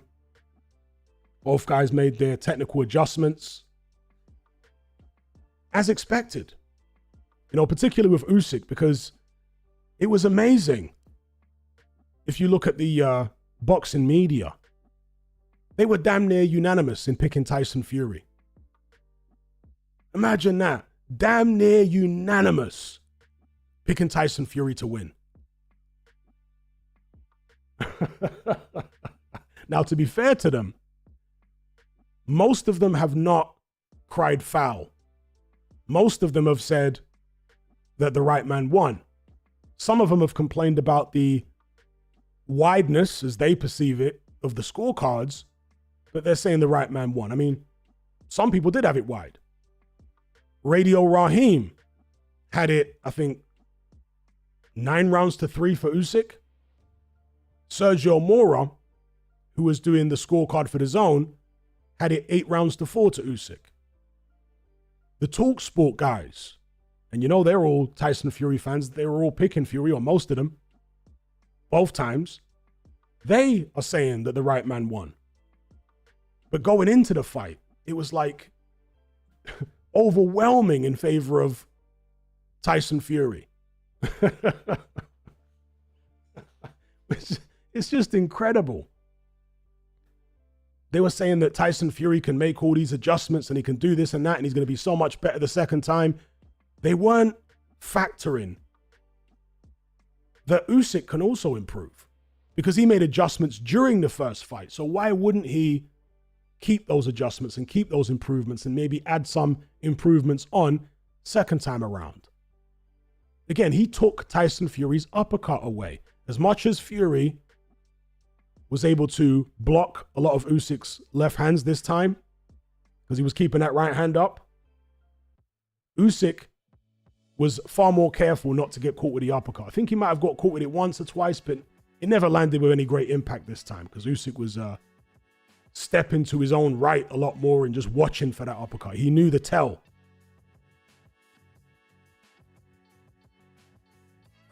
Shout out to Teabags for Life for the super chat. He says, Hatman, Marciano versus Lewis, who wins? Lennox Lewis wins that easily. That's not a competitive fight. That's not a competitive fight. Rocky Marciano, 185 pounds against Lennox Lewis? No. That's not a competitive fight.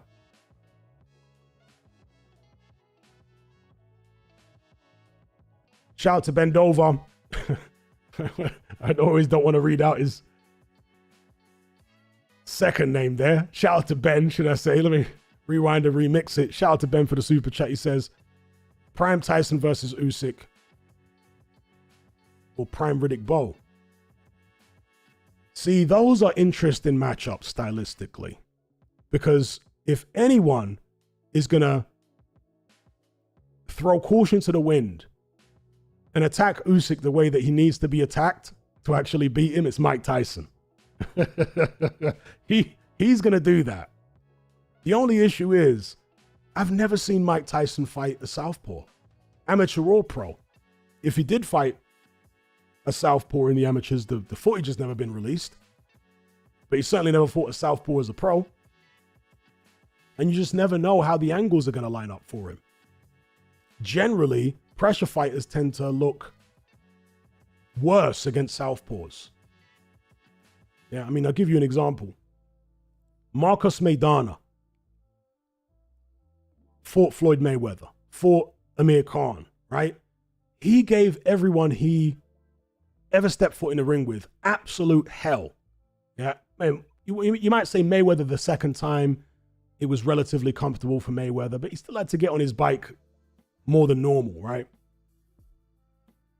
Out of all the people that Marcos Maidana lost to, who beat him the most decisively, the most comfortably and comprehensively? It wasn't Mayweather. It was Devin Alexander. Oh, yes, it was. Devin Alexander beat Marcos Maidana more comfortably than anyone. And what is Devin Alexander? A southpaw. Southpaws tend to deal with pressure fight, because pressure fighters tend to come in quite square, and it just lines up beautifully for the southpaw left down the middle. And they just tend to land that shot over and over again. Also, the left hook. A lot of pressure fighters are used to landing on orthodox fighters. Against the southpaw, they find it more difficult to land because their left hand clashes with the southpaw's right, the jab hand. Their feet get tangled up. So generally, pressure fighters struggle with southpaws because the southpaw killer, as they call it in boxing, is the straight right hand. A long range straight right hand is normally the antidote to southpaws. But Mike Tyson didn't have a long range straight right hand. He did have a great straight right hand, but it wasn't a long range straight right hand. So we've never seen Mike Tyson in there against the southpaw. We have to try and imagine how he would do against the southpaw. So that adds a layer of, extra layer of complexity to it. I might edge towards Mike Tyson in that fight, the prime Tyson against Usyk. Stylistically, I might edge towards Tyson, but I don't know. Actually, I'm changing my mind as I say it and saying, no, maybe Usyk would do it. Because if you can get out of the early rounds against Mike Tyson, you can outbox him. Because Mike Tyson was not a volume puncher.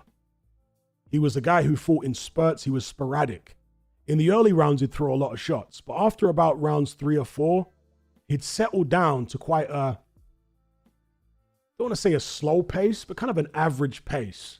That's what Mike Tyson was like. But after about 3 or 4 rounds, he settled down to quite an average pace. He'd do a lot of clinching, Mike Tyson, and then he would come out with these fast bursts every now and then, catch you by surprise, and so on. But against Usyk, the southpaw, if he can get out the early rounds, surely he can pepper Tyson and move around him. But then, Mike Tyson had very, very quick feet. So it's a very difficult fight to predict. Usyk against Riddick Bowe, I would pick Oleksandr Usyk. Even though Riddick Bowe can let his hands go, and he could punch, and he wasn't afraid to get stuck in, Riddick Bowe. I don't think Bowe had a good enough chin. And that might sound strange to some people, but I don't think Bowe had a good enough chin to beat Oleksandr Usyk. Not that he had a terrible chin, Riddick Bowe, but he didn't fight many punches in his career, really, or any. I mean, Andrew Golotto was a decent puncher, and he hurt Bowe numerous times and dropped him. And other than that, I mean, Jorge Luis Gonzalez could punch, but he never managed to hit Riddick Bowe. Bowe, of course, was down against Holyfield. One left hook. I mean, if Holyfield just had the energy, he could have finished Bowe off, but he had no energy in that round. So Bowe was able to survive. And although, again, Usyk is not a massive puncher, he's probably in the same ballpark as Holyfield in terms of punching power, I would say. And he's a better fighter than Holyfield, in my view. Certainly better cruiserweight resume. Usyk, without a shadow of a doubt, is the greatest cruiserweight of all time. I've been saying that for the past couple years. Without a shadow of a doubt, Usyk is the greatest cruiserweight of all time. Greater than Holyfield. So, yeah, I'd probably pick Usyk over Riddick Bowe. The Mike Tyson one, I'm kind of unsure about.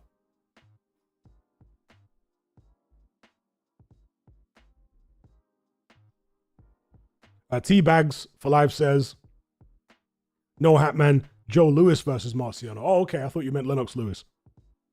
Shout out again for the super chat. Swaggins. Shout out to Swaggins for the super chat. He says, Marciano versus Paul Butlin. Speaking of Paul Butlin, he's like a bailiff now. I saw a video where Paul Butlin was being confronted by some guy because Paul Butlin was coming around to confiscate some property from the guy's house, and they got into some altercation. Yeah, Paul Butlin's a bailiff. Anyway, Marciano would beat Paul Butlin. I'll give him that. I definitely pick Marciano over Butlin. But as far as Joe Louis versus Marciano, well, of course, they fought, and Marciano knocked Joe Louis out, but that was a very faded version of Joe Louis. Would he have beaten a prime Louis? I don't dismiss the possibility, because Joe Louis was a small heavyweight by today's standards, very small. He weighed in the low 200s. What was he like? 205, 206, 210 for some. I mean, I think when he fought Marciano, it might have been like 220 or something. But in his prime years, he was a small heavyweight. And bear in mind, right? Back then, these guys were weighing in on the day of the fight. So there wouldn't be much difference. And they're heavyweights anyway, so they don't need to make weight. So there wouldn't really be any difference between what they're weighing in at and what they weigh in the ring. So when Joe Louis was fighting at, 205 pounds, 210 or whatever, and when he was weighing in at that, that's what he was fighting at in the ring. So today he'd be a cruiserweight, Joe Louis, and not a particularly big one. Lawrence Okolie's a much bigger, or was a much bigger cruiserweight than Joe Louis ever was. Marciano today wouldn't even be a cruiserweight. He'd be a light heavyweight. Go and have a look at Marciano's box rec. Look at the weights he came in at for his championship fights. The guy was in the 280s for several of his fights, and some fights the 290s. Light heavyweights today are rehydrating to that kind of size or bigger sometimes. 280s for their fights at 175. So realistically, Marciano today would be a light heavyweight. Yeah. So really, Marciano versus Joe Louis is basically a light heavyweight versus a cruiserweight in today's, by today's standards. Prime for prime, I'd probably go for Louis, but I wouldn't rule Marciano out.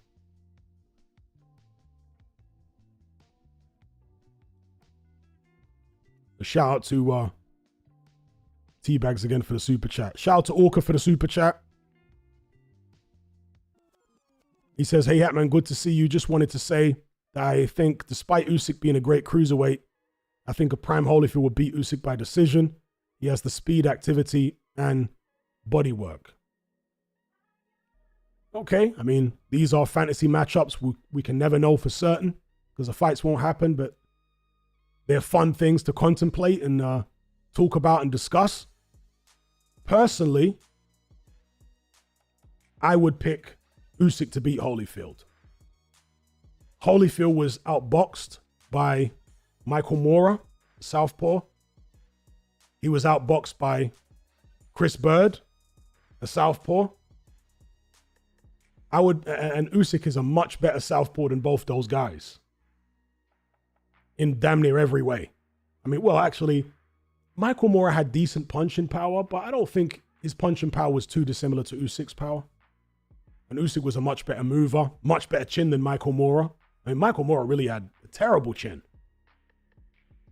So I respect your opinion, and we'll never know. But my opinion, for whatever it's worth, I think Usyk would beat Holyfield. I think he'd keep him on the end of the southpaw jab, move around him, pepper him coming in, and I think he would win a decision, personally. Oleksandr Usyk. Shout out to Ben again for the super chat. He says, prime Foreman versus Usyk. He has the chin and power. Again, at the risk of sounding blasphemous, I'd pick Usyk over a prime George Foreman. Yeah, I'd pick Usyk over a prime Foreman because as strong as Foreman was, and as much as he would come forward and throw the kitchen sink at Usyk, he was slow. He was slow. And how many southpaws did you see George Foreman fight? Well, Michael Moorer, that was obviously when George Foreman was old, 45 years old. But in his prime, did Foreman, I can't think off the top of my head if he ever fought a southpaw, but I just think that Usyk's style, peppering Foreman on the outside, yeah, Foreman's going to come in swinging big shots. I'm not saying Foreman would have no chance, but that would be my prediction. If we had a time machine and we could take a prime Usyk and match him up against the prime Foreman when Foreman was in his 20s, maybe I'd be wrong, but I'd pick Usyk to win on points. Foreman lost to Jimmy Young when he was still in his 20s. That was the fight after which Foreman retired and became a Christian minister. So as good as Foreman was and as destructive as he was, in boxing, styles make fights. It's rock, paper, scissors. And I just look at that style matchup and I personally think Usyk, Jimmy Young wasn't even a southpaw, he was an orthodox fighter. Outboxed George Foreman. Little guy too, relatively speaking. So, yeah, I'd go with Usyk in that one. Shout out to 1-1 for the super chat. Much appreciated. Shout out to the highlight reel. It says, much love, Hatman. Been watching you since 2018. Been a big supporter for years. Dropping the super chat in honor of Alexander Usyk. So glad he won. What a champion. Salute. Salute, salute indeed. to the Real Heel. Excuse me, did I call him the highlight reel? Shout out to the Real Heel for the super chat. Thank you for the kind words. Much appreciated. And indeed, in honor of Oleksandr Usyk, a great champion, not just in terms of his ability, but in terms of the way he's conducted his career. See, when I talk about a fighter's conduct, I'm not necessarily talking about the stuff he says in interviews or the way he behaves outside the ring in his personal life. I'm more so talking about the way he manages his career, as far as who he chooses to fight, when he chooses to fight them, what he's like in negotiations, what his goals are, etc. Usyk has conducted himself perfectly from the start of his career up to this point. You literally couldn't fault him. You've never seen him, ducking and dodging fights and pulling out of this one and pulling out of that one and kicking the can down the road and saying he's going to fight this person, then not fighting him and then blaming the other person for ducking him when he actually ducked them. You've never seen Usyk do any of that. You've never seen him and his people say, oh yeah, we need to build the fight. No. Usyk has gone for the toughest guys back to back to back to back to back to back to back to back to back. Cruiserweight and heavyweight. That is how you would want all champions in all weight classes to move. That's how you'd want them to all behave. Like somebody who truly believes they're the best. And somebody who's a consummate professional. Because as I said earlier on in the stream, I think that when Tyson Fury is in tip-top shape, and certainly earlier on in his career, I think that he believes he could beat anybody. But the problem for Fury, the way I see it, is that for whatever reason, his personality doesn't allow for him to stay disciplined and get in great shape, tip-top shape, any more than maybe once every couple of years. And because of that, he has been very selective about who he fights and when he fights them. Because he can't get in tip-top shape that regularly. Doesn't have it in him. He needs to have all these blowouts and getting drunk and, all this kind of stuff. Discipline really pays off, especially when it's married with tremendous talent like Oleksandr Usyk has. So he's been a model champion. I mean, literally. Some people are going to say, oh, you sound like an Usyk fanboy. I can only give credit to what I see. Never mind calling me an Usyk fanboy. Explain to me which part of his career has not been that of a model champion, the way he's conducted himself in terms of fights he's gone for and what have you. The whole time, he's been like perfect. So, yeah, he is a great champion, a shining example, a standard setter. This is what we want all champions in all weight classes to be like. If you think you're the best and you're running it off at the mouth saying you're this, that, and the other, well, look what Usyk did. That's what we expect of you. Not like he's the only one. You got Inoue, who's doing something similar. But Usyk, of course, is in bigger fights in terms of not just money, but viewership and what have you. So it sets the same example, but on a bigger scale.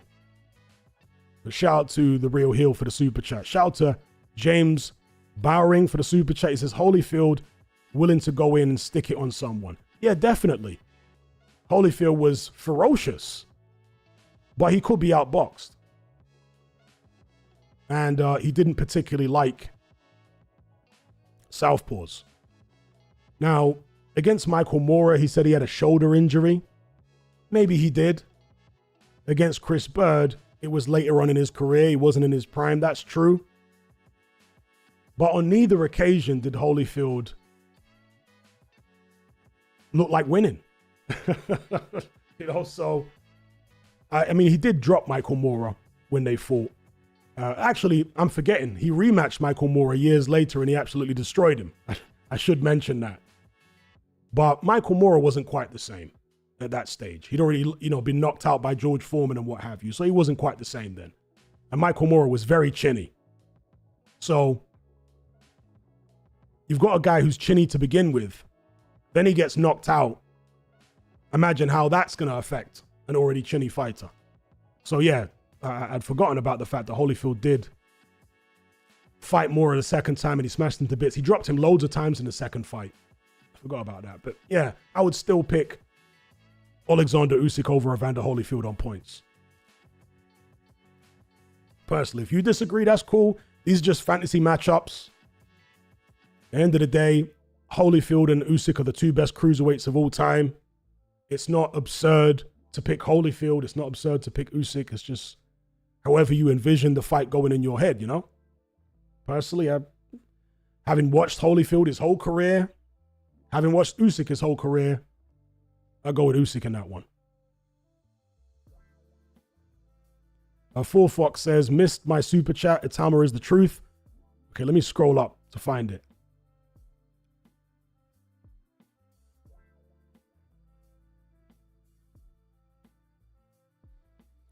Full Fox says, watch Itauma fight Hooney for a vacant belt, probably WBA.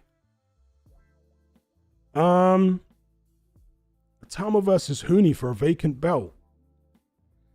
Maybe, but the belts have to be vacated first or stripped. I'm not sure where, in fact, let me just check my, oh yeah, we do have the heavyweight rankings here. So here are the heavyweight rankings. They might not be the most updated ones, but it will give us a rough idea. Is Justice Hooney in the top 10 of any of these sanctioning bodies right now? I don't see him anywhere. Oh yeah, he is actually. Number 5 with the WBO. And Itauma's number 6. Okay. But with the WBO, and by the way, Joseph Parker is now no longer interim. Well, as soon as he steps in the ring with Daniel Dubois, he's getting stripped of his interim WBO title. So that interim title will be vacant for whatever that's worth. Yeah, interesting you say that, because that might be a possibility. Because we know that Kabayel and Zhang are fighting each other in a WBC. I think is it an interim fight? I think it's for the WBC interim title, right? So they're fighting each other for that. So that takes them out of the equation with the WBO. Tyson Fury's just lost, so that takes him out of the equation. That would just leave Bakoli. But Bakoli, of course, it would seem anyway, it hasn't yet been confirmed, is fighting a final eliminator against, God, what's the guy's name now? Efe Ajagba for the IBF. So that's actually a quite good observation you've made there. That there might be an opportunity for Itauma to fight Justice Hooney of all people. Why is he ranked so high with the WBO, right? But yeah, Itauma against Justice Hooney for the vacant WBO. Wow, that is a very good spot you've made there. And that's a fight I would pick Itauma to win 100%.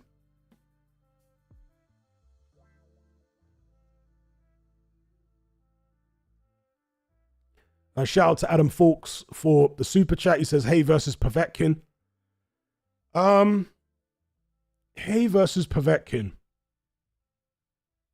I used to think David Hay all day long, back when Povetkin was still fighting. I used to think David Hay all day long, but I would probably pick Povetkin,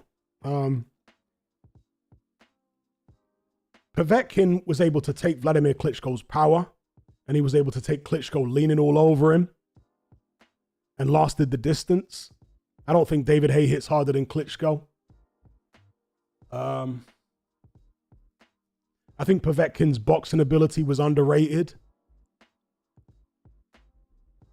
A lot of people might only remember Povetkin for the last time he was in the ring getting smashed to bits by Dillian Whyte in a rematch. But when he was on that great run after the Klitschko fight, now a lot of people might attribute that to PEDs, and they might have a point. But whatever the case may be, the run that Povetkin went on after the Klitschko defeat was very impressive. When he was starching people like Mike Perez. Carlos Takam got starched. Our friend Manuel Char, he got starched. So Povetkin was on a run of form where he was looking devastating. He was knocking people out. He stopped Mariusz Wach in the final round. First time Wach had been stopped. So yeah, a prime Povetkin. He was a fantastic amateur, obviously. A much better amateur than David Haye. And as a pro, it's a good fight. I certainly wouldn't. I'll probably make Povetkin maybe a 55% favorite over David Haye. 55-45. But ask me on another day, and I might even pick David Haye, because I could see how David Haye could walk Povetkin onto that right hand, but Povetkin had a good ring IQ, power in both hands, good jab. He would go to the body, come up, back upstairs, good footwork. So it's a fight that I always wanted to see, by the way. Another fight I always wanted to see was Povetkin against Wilder. That nearly happened, of course. But Povetkin got busted for PEDs.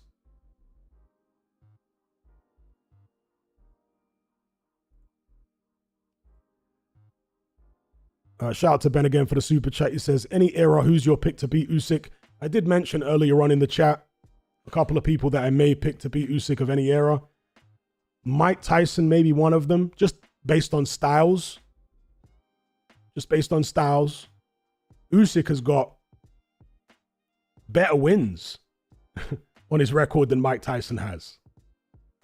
But I guess you could say Mike Tyson had a, deeper resume than Usyk has at heavyweight. But just stylistically, I might lean towards Mike Tyson in that one. Although I've never seen Mike Tyson fight a southpaw. And you really need to see that, because pressure fighters don't tend to deal with southpaws very well, generally. But then again, if Derek Chisora was able to give Usyk plenty of problems early, then surely Mike Tyson would give him far more problems. But what happens if Usyk gets out of the first 4 rounds unscathed, or relatively unscathed? Wouldn't he be able to just outbox Mike Tyson down the stretch? I mean, the thing about Mike Tyson is he's a guy who you really need to take it to in order to beat him. There was a Mike Tyson fight. It was the Tony Tubbs fight, where Jim Lampley, who was doing the commentary on that one, said that he'd spoken to Tony Tubbs before the fight, and Tubbs explained that Mike Tyson is not a fighter who you can just finesse for 12 rounds. You can't finesse him. You have to be willing to fight him. Now, obviously, that didn't work out well for Tony Tubbs. He got stopped in 2 rounds. But subsequent to that, when Mike Tyson lost to Buster Douglas and then, go on to lose to Holyfield and what have you, it proved to be true. Even though Tubbs didn't have the ability to pull it off himself, it proved to be the case that you can't just finesse Tyson. You actually have to beat the fight out of him. You're not just going to out-slick him and outbox him for 12 rounds. You have to be willing to get down and dirty and hit this guy and gain his respect. Punch some sense into him. Usyk is very gritty. He's very tough. But Mike Tyson was the most ferocious heavyweight that's ever existed. I'm not saying he was the greatest heavyweight. I'm just talking about in terms of the ferocity and the intensity of his attacks. There's no heavyweight like Mike Tyson. His ferocity was incredible. So I might lean towards Mike Tyson in that style matchup. Shout out to Bobs for the super chat. He says, Usyk ending Fury helps the new gen come through. It does indeed. It does indeed.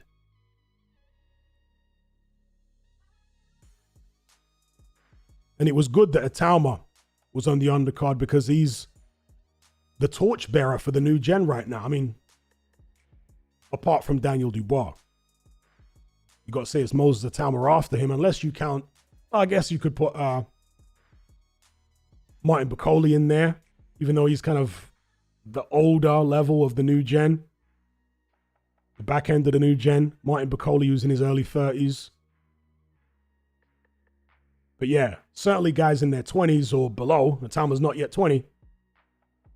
Other than Dubois, Itauma's the torchbearer. So it was good that he was on this undercard, because now that Fury has lost again, the focus is now going to be on Itauma, isn't it? Because of that spectacular performance. His name and his fame, his notoriety is going to grow a lot just from this card, the performance he put on this card. And again, if Tyson Fury had won, then not that many people will be focusing on Itauma. But because Fury lost again, yeah, as you say, be a lot more people looking at Itauma, looking for the next generation, looking to see if there's a British heavyweight out there, or a couple of British heavyweights in Itauma and Dubois, who can recapture the heavyweight division for the UK.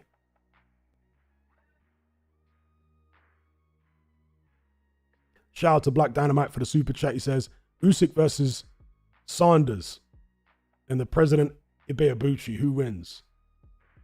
I got Usyk over Corey Sanders. Sanders has always got a chance because spectacular power in the backhand and tremendously quick. Corey Sanders, when he let his hands go, was faster than Usyk. He's incredibly fast, Corey Sanders, when he let his hands go, full flow, combination punch. He was faster than Usyk and a much bigger puncher. But Corey Sanders, I think, was a fighter that used to run out of ideas. So early on in a fight, Sanders would be a problem. And he usually, he had a lot of first round or early knockouts, and he had a lot of success early in fights because he was so fast, and that tremendous left hand would come over and catch you unawares, and he'd open up with very fast combinations. But if you got out of the early rounds against Corey Sanders, as I say, he did kind of start to run out of ideas a little bit. And that left hand would always be there, but I feel like Sanders' ring IQ, it wasn't bad, but it wasn't anywhere near Usyk's ring IQ. So if you go watch, for example, Corey Sanders against Hasim Ratman, a fight that Sanders lost, Sanders hit Ratman at one point in the fight with a tremendous left uppercut. Ratman was damn near out on his feet. You go watch that fight. But yet, Ratman was just able to outlast him and take him out. So, Usyk, again, going back to his amateur career, over 300 fights, he would have come up against all sorts of big punchers, lots of other southpaws, particularly in that Eastern Bloc in the amateur system, loads of southpaws in there. He would have fought loads of them. And he would have come up against lots of different personalities as well. See, that's one of the reasons that Usyk was never affected by Tyson Fury's mind games. Think about all the different guys that Usyk has fought. Some of them would have been raving lunatics. If you fought 350 men, some of those men are going to be extreme alpha, bully, raving lunatic types, right? Who come with all the intimidation tactics and all that kind of stuff. He would have fought people like that. He would have probably gymmed with people like that and maybe even bunked with people like that in the amateur system. So Usyk's come across all shapes and sizes physically and in terms of personality. So, very experienced. And yeah, I think he'd beat Corey Sanders.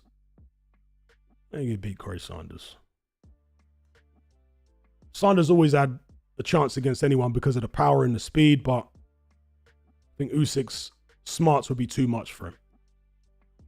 And he'd probably stop Sanders in the second half of the fight. And as far as Usyk versus Ibeabuchi, Usyk. And the reason I struggle to make a case for Ibeabuchi is because we didn't see enough of him when he was in his prime. Yeah, we had a glimpse of him, and what we saw of him was very impressive. But we didn't see enough. When he fought Chris Bird, for example, he stopped Bird. When he fought Bird, he looked slow. It's funny. You watch Ibeabuchi against David Tua, and he looks fast.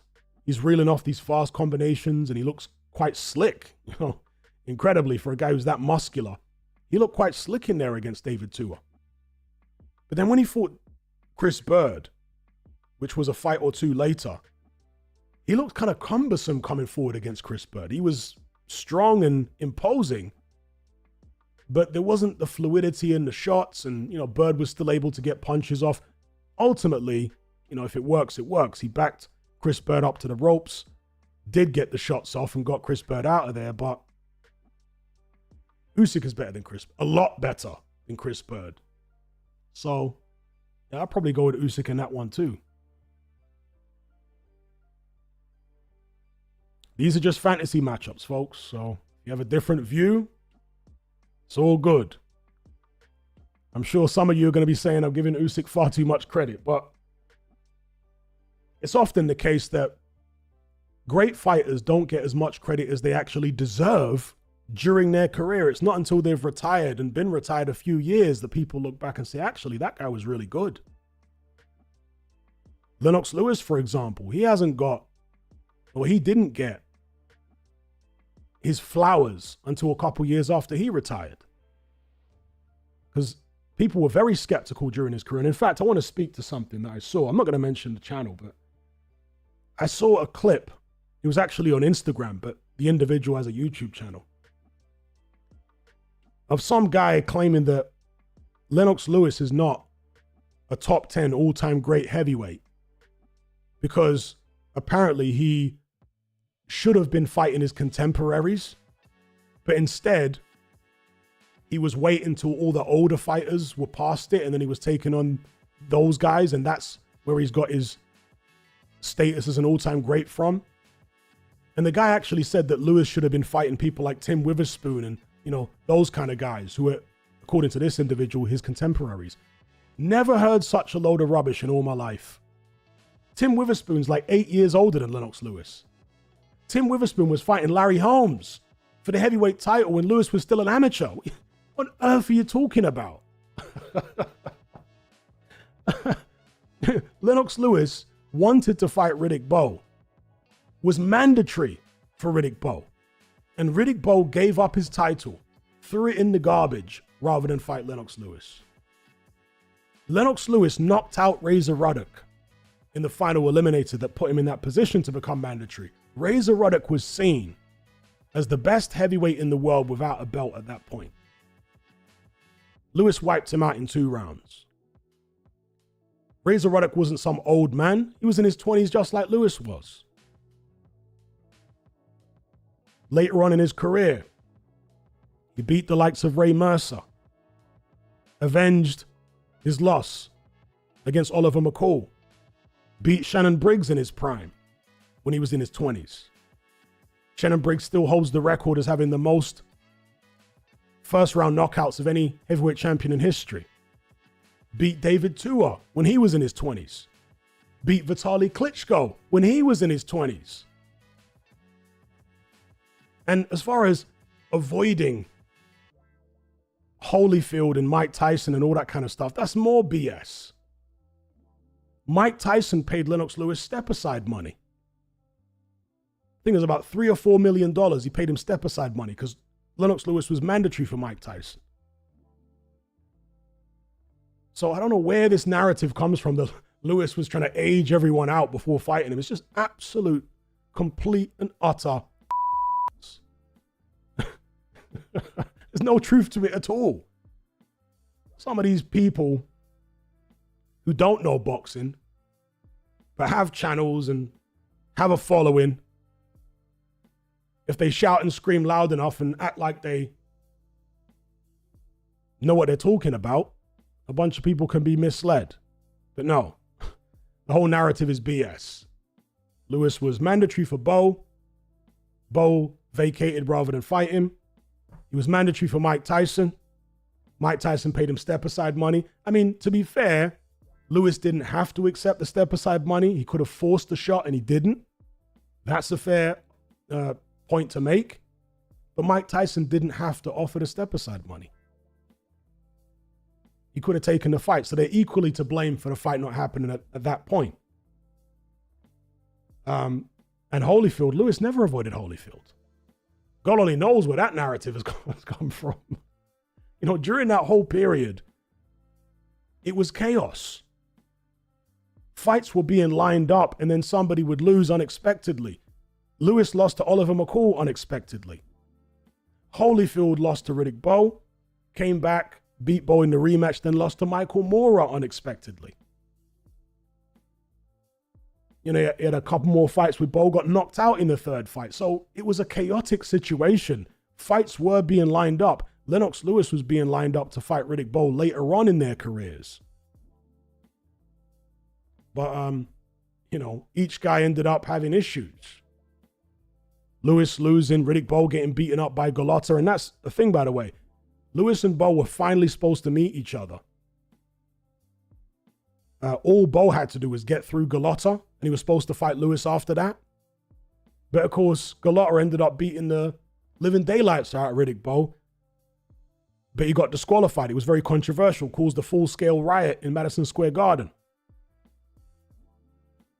Then in the rematch, in an even more wild fight, Golota got disqualified again. And after that, Riddick Bowe was gone from boxing. So, yeah. People have a very weird... I don't think some of these people making these statements actually know boxing that well, but they try and act like they do. I remember that era very well.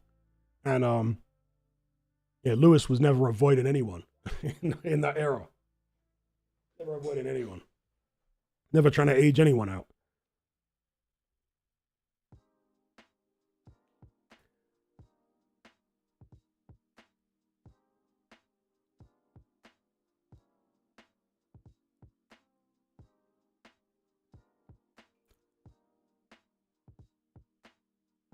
A shout out for the super chat.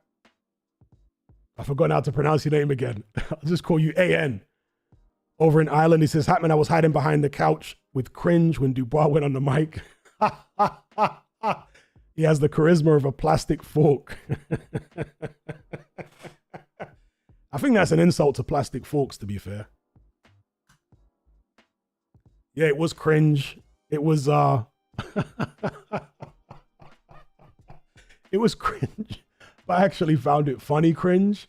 Because, you know, there's cringe where you literally can't watch. And then there's funny cringe. To me, personally, it was funny cringe. Dubois has no charisma at all. But he's almost reached like a Joe Joyce type level. Because you remember, earlier on in Dubois' career, he was damn near a mute. But Joe Joyce was always a guy who can't talk, but he was aware of his own awkwardness. And he would almost laugh at himself whenever he would involve himself in stare downs or trash talk with other fighters. Joe Joyce would kind of be like self-deprecating, laughing at himself. I don't know whether Daniel Dubois is intentionally being self-deprecating. Maybe he's not bright enough for that, but he almost comes across that way sometimes, the way Dubois carries on lately. Since he's on this winning streak, knocking everybody out. when he jumped up in the ring and, you know, snatched the mic, it was cringe, very cringe. But I did laugh. I'm not gonna lie. I actually want to go watch it again. But shout out for the super chat. Big up to the Irish crew each and every time.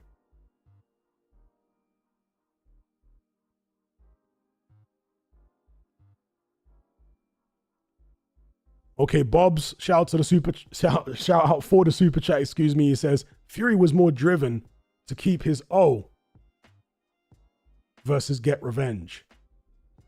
Well, he'd already lost his O in the first fight, but I get what you're saying. It's the Mayweather effect, isn't it? You know, you'd want to see Fury go out there and really set about Usyk, and he was more assertive in this fight. He did make improvements, but just not enough. Didn't do enough. And his attitude, certainly post-hiatus, you know, 2018 and on, the attitude in his career in general has been preserve the O rather than build a genuine, all-time great resume. He wanted to create the illusion that he was an all-time great rather than actually put the work in to get that type of resume. That's been Fury's mission ever since 2018. Create the illusion of an all-time great without actually having the resume to back it up.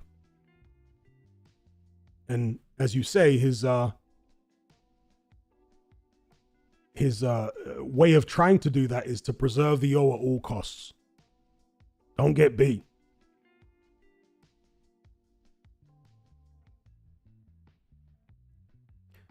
All right, we got 1,100 concurrent viewers, just over 600 likes. So I will open the, that's over 50%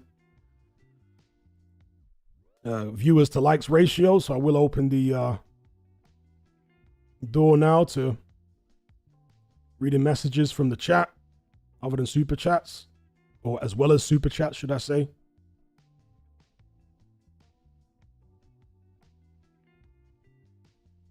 Okay, so we've got some Tyson Fury weirdo in here. He's pushing a nonsensical narrative. Let's get him out of here. Let him go cry somewhere.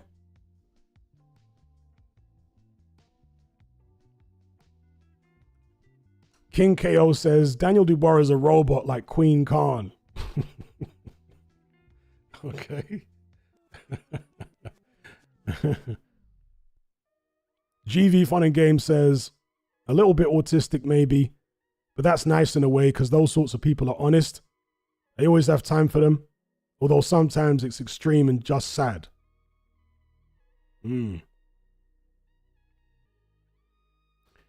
Well, they're often more honest, but not always. They can lie.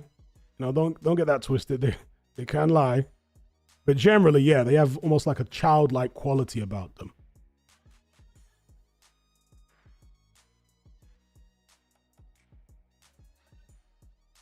King Khan says, Fury, AJ Wilder fighting once a year against cherry-picked opposition. Maybe it was the promoters' plans to drag and build hype.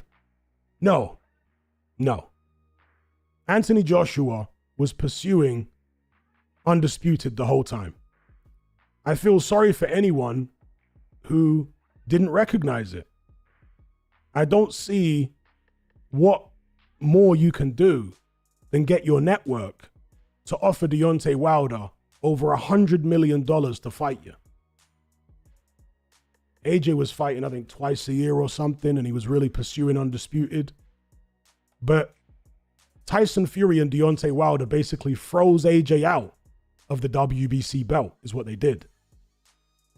And they had this little trilogy between themselves where they were conning the fans into believing that the other belts didn't matter. So AJ tried to fight the best opposition. He tried to become undisputed. He tried to do things the way that Usyk has done them, quite frankly. But he was found wanting. He just wasn't good enough. Fury might have been good enough, but he wasn't dedicated enough. You know, he wasn't dedicated enough. And Fury's whole thing is always about conning people. That's just something I can't get over with him. Even in this fight, he came in there with a beard. And I'm telling you, it was some kind of psychological thing of trying to protect his chin with a bit of extra padding. Either that or hoping to get into Usyk's head and make him think that his punches won't have the same effect. You know, so that was another mind game by Fury. The mind games didn't stop. He had his shorts pulled up ridiculously high. There's no way that the ref should have even allowed his shorts to be. It was ridiculous. They were literally damn near up to his chest. And that may be part of the reason that, you know, the fight wasn't fought at the same pace as the first fight. Because, again, the Fury's tactical and defensive adjustments, but also, potentially, because he wasn't getting drained as much by Usyk's body shots because his bloody shorts were so high. And his protector underneath, damn near up to his chest. How are you going to slow a guy down with body shots when his protector's up that high? His cop is up that high. Ridiculous, man. So, Fury's whole thing is just like con artistry the whole time. And I said going into this fight that you're not going to beat someone like Usyk with that type of mentality of trying to trick your way and con your way through the fight. You have to go in there with pure intentions of just taking it to this guy, not looking for help from the judges, not playing little tricks with your extremely high shorts or a grown out beard. No, just go in there with pure intentions of taking it to this guy. All out. Try to knock him out within the first 6 rounds because you know he's going to come on strong second half of the fight. Just go for it.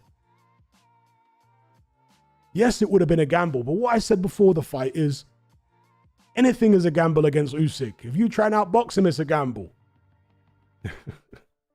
So take it to him while you're still fresh. So no, Fury AJ Wilder, that wasn't all drawn out by AJ's side at least. And I don't think it was really drawn out by Fury and Wilder to build up an AJ fight. No, I just think for whatever reason, Fury and Wilder wanted to freeze AJ out and make him obsolete. It's a really weird thing.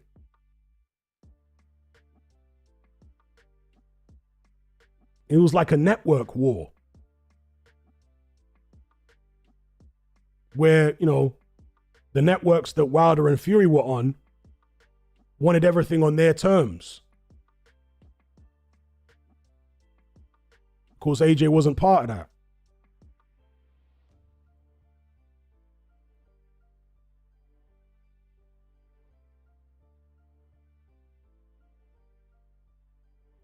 Shout out to Nova for the super chat.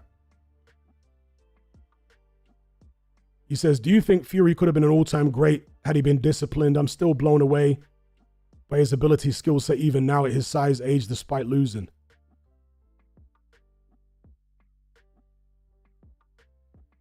Okay, you got some donut in the chat. Who's cognitive dissonance. Let's get him out of here. These Fury weirdos still acting like he won the fight. He definitely didn't win the fight. The punch stats are out there, just like the first fight. Let me read you the punch stats. And you can go over them round by round too, to see who landed more shots per round. Usyk landed a total of 179 punches. Fury landed 144. Anyway, I'll probably do a video more in depth about the punch stats sometime during the week. But these sad Fury fanboys need to let go of this stuff. I know your hero is screaming robbery again because he's a sore loser, but no, he lost legitimately both times. Most of the UK boxing media, who are all picking Tyson Fury to win, they're saying the right man got the result. The right man got the victory. Now, they're saying that the scorecards might be a bit wide. I personally don't think they were too wide. But even if you do take that position, the vast majority of the boxing media, who are all picking Fury, who are all pro-Fury, the vast majority of them are saying the right man won. How about that? That shows how delusional not only Fury is, but all you Fury fanboys are claiming he won it. You lot are just sick. Honestly, you're sick. Anyway, shout out to Nova again for the super chat. He said, do you think Fury could have been an all-time great had he been disciplined? Okay.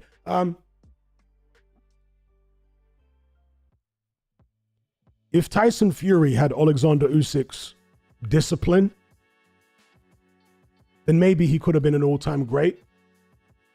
Maybe. But as somebody said on a live stream the other night, Fury's erratic nature and his temperament are actually part of what makes him so good. He's like a flawed genius, you know? He's not the slow and steady guy. He's the kind of guy who is either as good as the best of them or as bad as the worst. There's no middle ground with him. So in order for Fury to have been more disciplined, he would literally have to be a different person. So it's kind of, I said earlier on that maybe Fury's a wasted talent, but if you have to change his personality, then he wouldn't be Tyson Fury that we're talking about. So it's almost like a fantasy fighter that doesn't really exist. A more disciplined version of Fury doesn't exist. He is what he is. He was yo-yoing in weight his whole career, from the very start right up until now. That's just the way he's wired. I think it's very difficult for him to be, I want to say it's impossible for him to be any other way. That's just the way he's wired neurologically. He can't be any different. So it was what it was, the way his career turned out.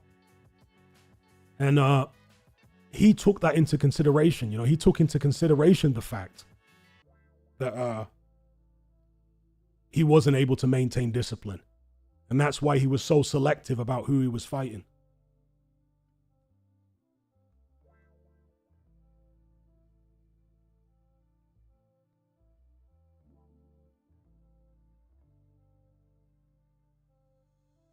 Lee Harlow says CompuBox had Usyk winning 10 rounds to 1 and 1 round tied. Usyk won 9-3 in jab, 8-4 in power punches. AI had Usyk 8-2. 3 judges had it 8-4. Yeah. The stats are all there, which I will go into in a video during the week. But the way people are, the way the Fury fanboys... And, you know, here's the thing about the Fury fanboys, right? What were they saying before the fight? They were saying before the fight that Fury's going to go in there in this rematch and he's going to be totally different, and he's either going to smash Usyk to pieces in a couple of rounds and stop him. That's what Frank Warren said, right? Oh, he's going to stop him. Said that before the first fight. And to smash him to bits is what they were saying Fury would do to Usyk, or he's going to totally school Usyk on the cards and win by a mile. This shows you how massive the gap is between the perception they have of how good Fury is in their head and the reality. They were saying that he was going to destroy Usyk in the rematch. It basically wouldn't be compared. Oh, you wait till you see the real Fury this time. They overhyped Fury to a ridiculous extent in their minds, the Fury fanboys. He was never as good as they thought he was. He was very good, still is very good, but not as good as they thought he was. They were saying he was the greatest heavyweight of all time and all this rubbish. They were claiming he was the greatest heavyweight of his generation like it was a given when he wasn't even undisputed. So they went totally overboard with how good they thought Fury was.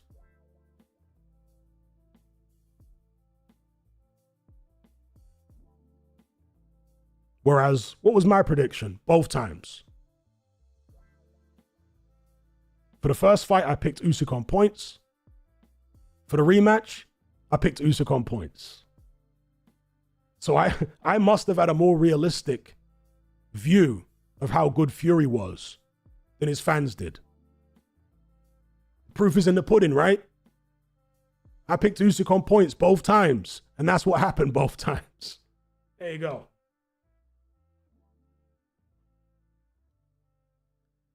Shout out to Reese for the super chat.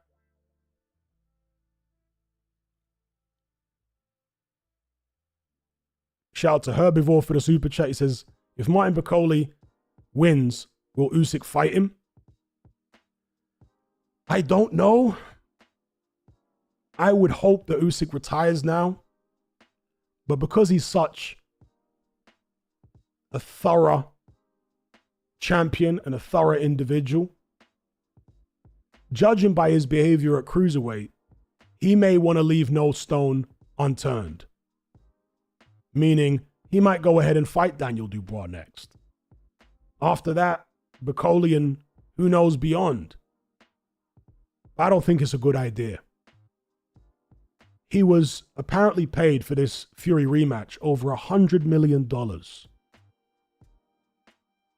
How much money is enough money? Right? And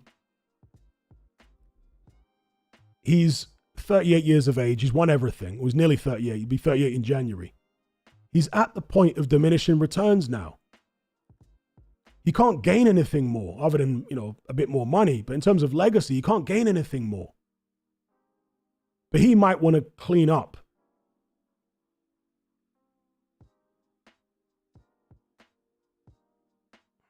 Hang on, what's going on here?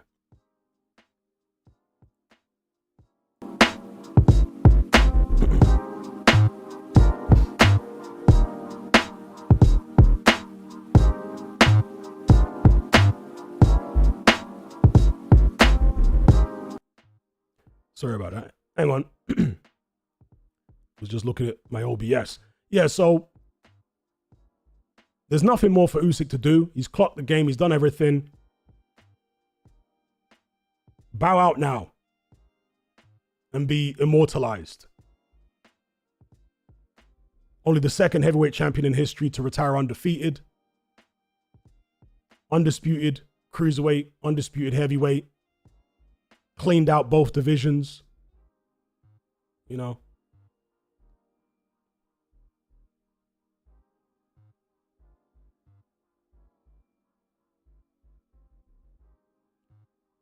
Yeah, shouted out Reese there.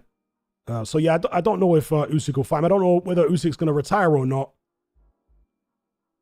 And, if he fights Bacoli, will there be another fight before that? Would it be Dubois before that? Will he even beat Dubois in a rematch? He may want to, because that's the kind of personality that Usyk has always been. Clear up any doubt from the first Usyk fight. But, I really wonder whether Usyk can have the same motivation in a Dubois rematch as he had in the first fight.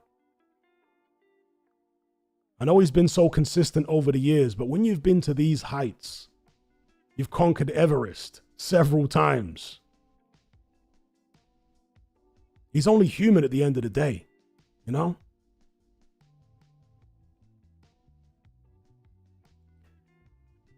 Matt says, Fury needs to retire. His earning power is gone. You know what? I'm not going to say that Fury needs to retire personally. Because he's not getting chinned. And he performed better in this rematch of Usyk than he did in the first fight. He lost, yes. But it was certainly a better defensive performance from him. So... And a better strategic performance, being more assertive in there. So I think he's still got something to offer the division. If he's only after massive paydays, the AJ fight is still there. That'll probably still be a massive payday. I mean, even Dubois, right? If Usyk Dubois 2 doesn't happen next, maybe they do Fury Dubois. Maybe that'll be the move by Frank Warren. Since he's so intent on claiming that the judges' scorecards were terrible and, Fury got hard done by or whatever because he thinks Fury won the fight again. He thought Fury won the first fight. I mean, I don't think he really believes that Fury won the first fight, but that's what he said for PR. But if he wants Fury to get another crack at Usyk, then the move for Frank Warren might be to match Fury against Dubois. And the winner of that might have some momentum behind them to get another Usyk fight. You see what I'm saying? Because they're both guys that have lost to Usyk. So let's see who comes through Fury versus Dubois. I think that'd be an interesting fight.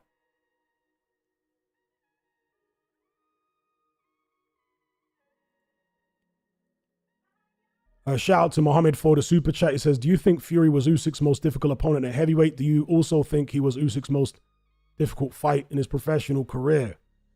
Yes, he was his most difficult opponent at heavyweight, in my view. He made Usyk think more than any of his other opponents.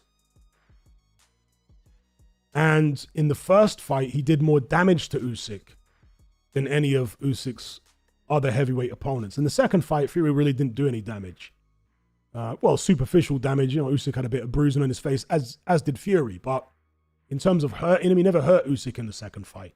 Although Fury did get hurt in the second fight a couple times. So yeah, I would say Fury was his most difficult heavyweight opponent. In terms of in his professional career, I would say physically,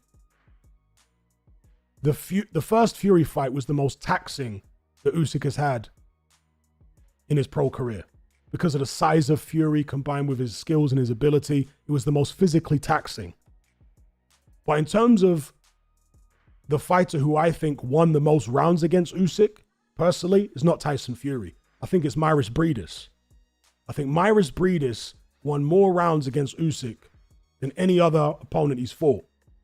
It wasn't as physically taxing a fight as the first Fury fight was for him. But again, I just think Mairis Briedis won more rounds against Usyk than Fury did. So I guess what I'm saying is it depends on how you define difficult. Difficult could mean physically taxing, or difficult could mean rounds won on the score, well, on anybody's scorecard. And for me, Briedis was the guy that won the most rounds against him. And by the way, I saw an interview the other day where somebody was saying that, I think it was actually an interview with Briedis. And he said after his fight with Usyk, Usyk had a big change in his team. Basically implying that it was such a close fight for Usyk that he was concerned, right? He was like, no, this is not good enough. I can't be having razor close fights like this. So he changed many things in his team and went from strength to strength after that.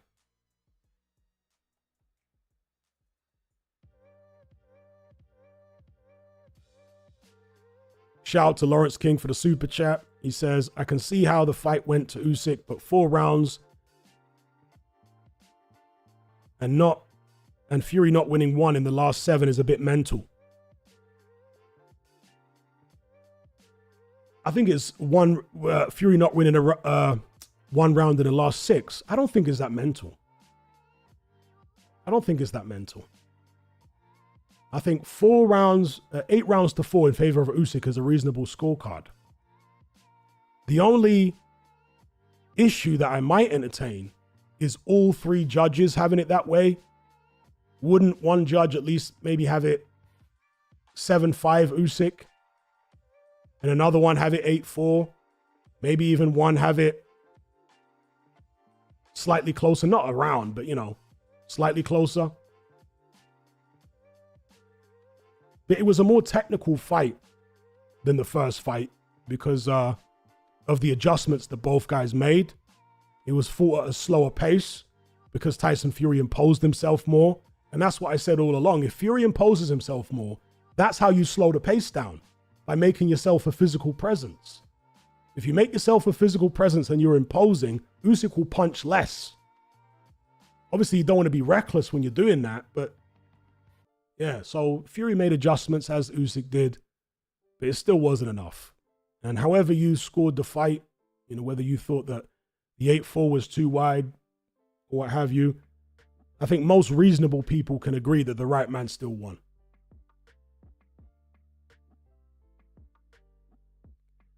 Lawrence King, shout for the super chat again. He says, I think Fury losing today makes the AJ fight better. If Fury had starched Usyk, it would have made the AJ fight less of an interesting fight.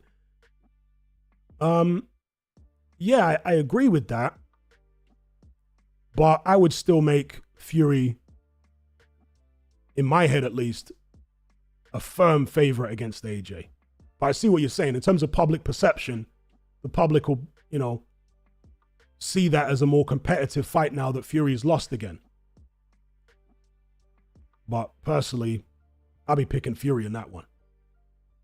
If it happens next, Gypsy King. Shout out to Nathan Mitchell for the super chat. Shout out to Ocean Blue for the super chat. He says, Usyk's spirit is so strong, it broke the Hay and Lewis curses and won. I forgot to mention the Hay and Lewis curses. The partridges will be hibernating in their pear trees.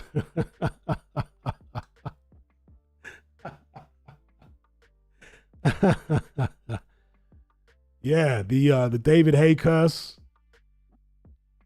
Whoever David Haye picks ends up losing. But I'm not sure if this is correct. But somebody said that David Haye picked Usyk to win the first time. If that's true, then I guess he'd already broken the David Haye curse. But the Lennox Lewis curse, yeah, that one was quite concerning. And also the Drake curse. Because Drake, as far as I can remember, you guys correct me if I'm wrong, picked Fury to win the first fight. Right? So the Drake curse was still going strong because he picked Fury for the first fight. Did Drake pick Usyk going into the second fight if he made a prediction at all? I don't know. Or if he had a bet, not sure. But yeah, Usyk definitely broke the Haye curse. And the Lennox Lewis curse, yeah, whenever Lennox Lewis turns up in your gym and starts trying to teach you boxing, you might want to pull out your fight. Although I doubt Lewis was actually trying to teach Usyk anything. He's not a southpaw, totally different style, you know? I think the Lewis curse maybe only applies when he actually tries to coach you a little bit, as he did with David Price in the run-up to his rematch with Tony Thompson, and as he did with Fraser Clark in the run-up to his rematch with Fabio Wardley.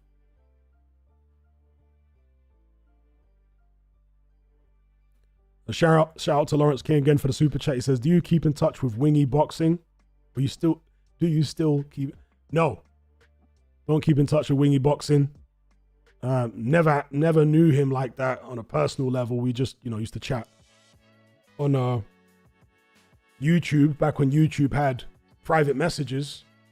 We used to chat sometimes in private messages on YouTube and very, very briefly on Facebook when he was on Facebook back in the day. But I'm not on Facebook anymore anyway, so nah.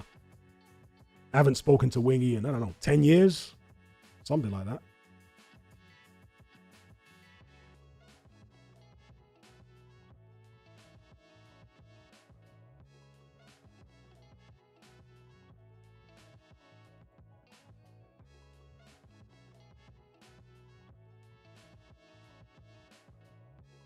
But yeah, just out of curiosity,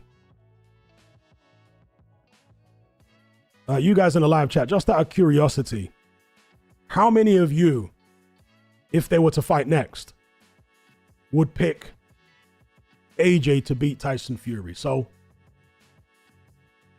just type AJ or Fury in the chat just to see a rough poll of how you guys think the fight would go. So somebody says AJ, another person says Fury. Okay, most people are saying Fury at the moment. I'm going Fury, and I'm saying Fury knocks him out.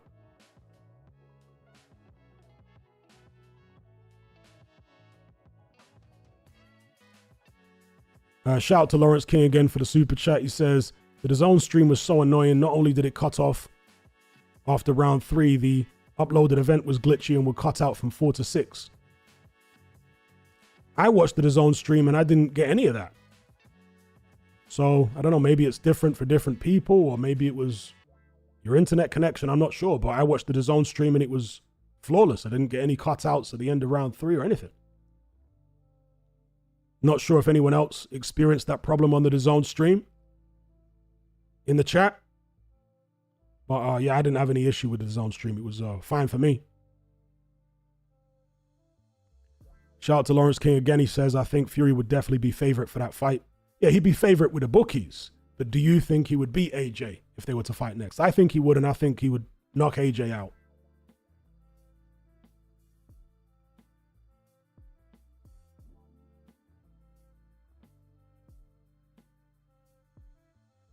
Yeah, it seems like the majority. There are some people picking AJ, though. I want to say it might be 70-30 or 65-35. KO King says they both need to get a tune-up next. See, the thing about AJ is that I think he's so washed at this stage, he could get chinned in a tune-up. I actually think it's dangerous for AJ to take a tune-up now. I think he's that washed. Fury might be able to do a tune-up, but AJ, I think it's too dangerous. If they want to go, I think AJ should retire personally. But if he insists on continuing and he wants to go ahead and have the Fury fight, I think it's a bad idea taking a tune-up because he could get chinned by anyone at this stage.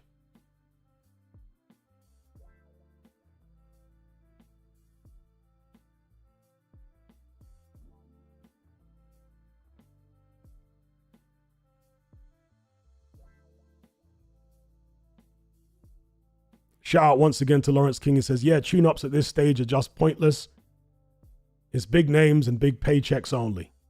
Yeah, you see, when AJ was coming back from those 2 Usyk defeats, there was an opportunity there for him to switch coaches, develop his game, and then eventually step back up to championship level. And of course, that's what he did.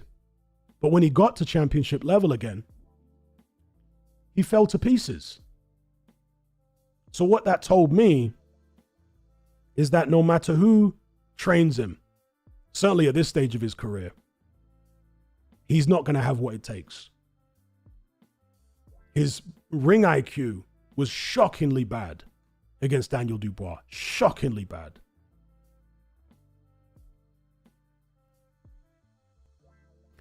Ocean Blue says, did you see Vidal Sassoon's attempt to console Partridge? I saw Vidal Sassoon claim that he thought Partridge won.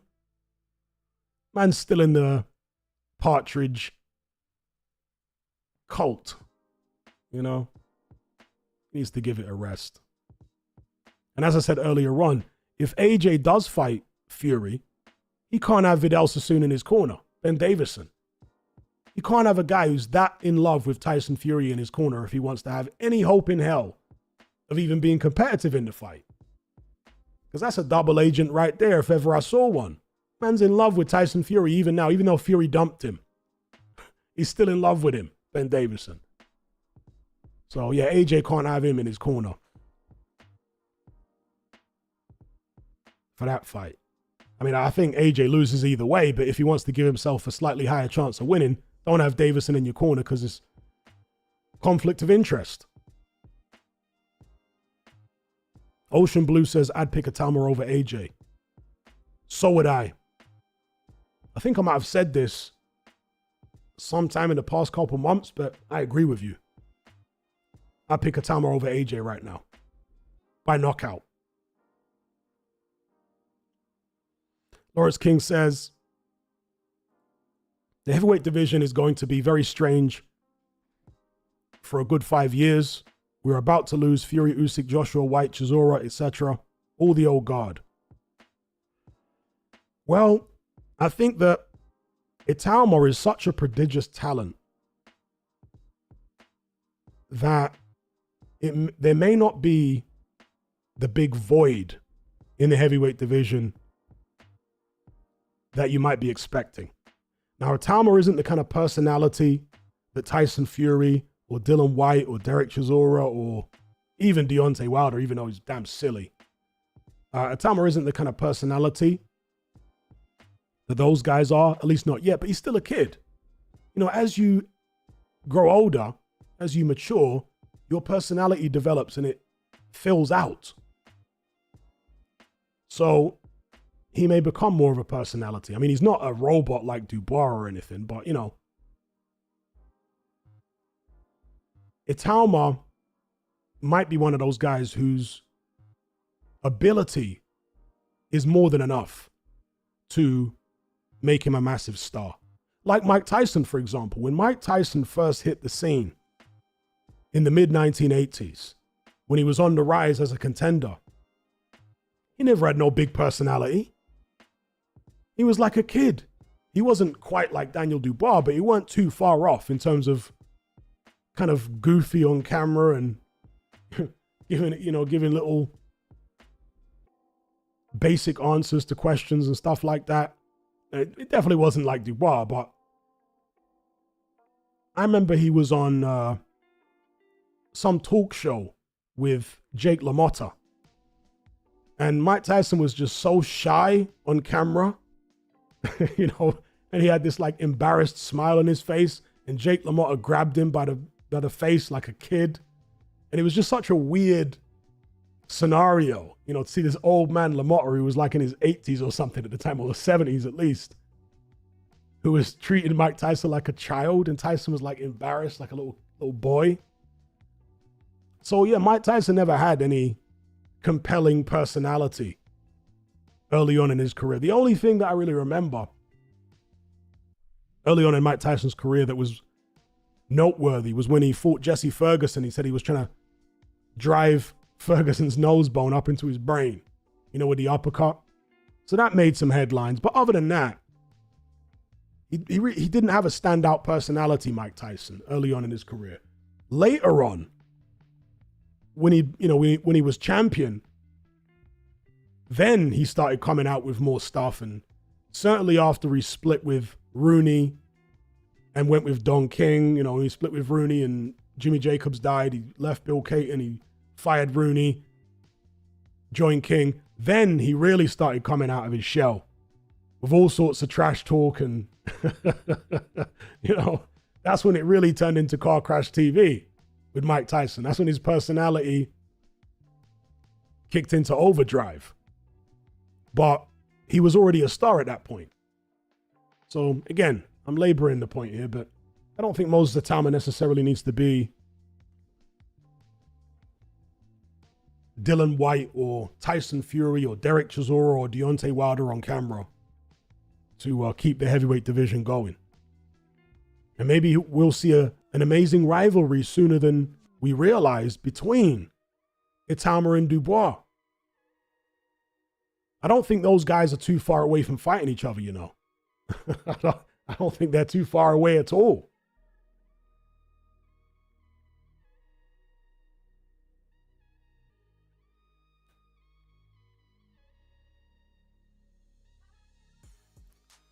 Lawrence King with a super chat again says,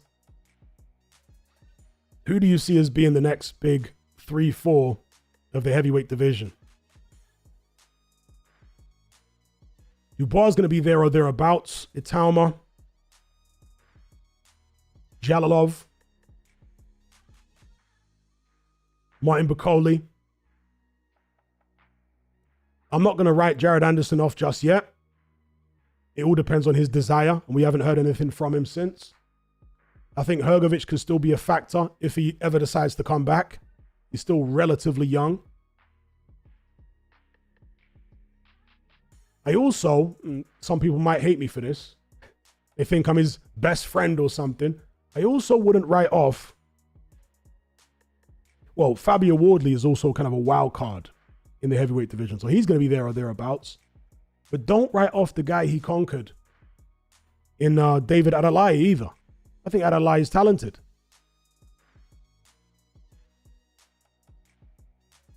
And you see, the health of any division isn't necessarily contingent on the level of talent.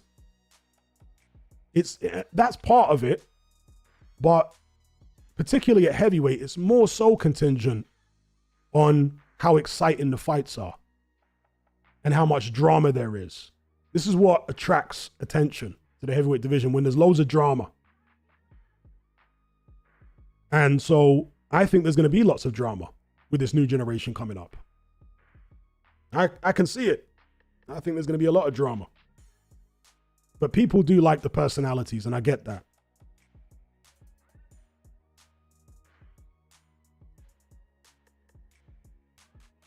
You know, people want to see personalities with the new generation, and they're not getting it. So they're kind of skeptical about how popular the heavyweight division will remain in the coming years. I'm quite optimistic, to be honest, with this Itauma kid.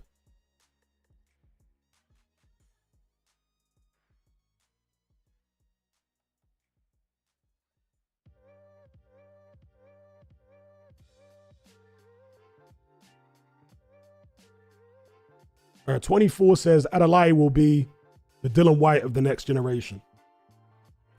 Oh yeah, Adelaye's got a personality, right? I mean, people might not like his personality, but he's got one.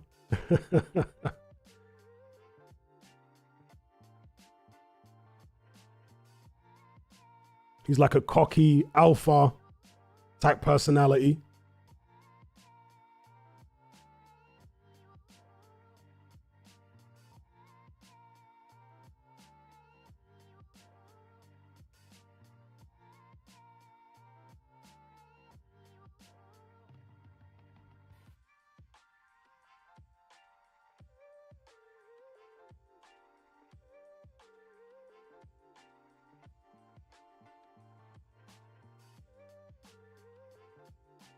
Anyway, peeps, I'm going to bring this stream to a close now. Shout out to everybody who locked in, and a special shout out to everybody who donated via Super Chat.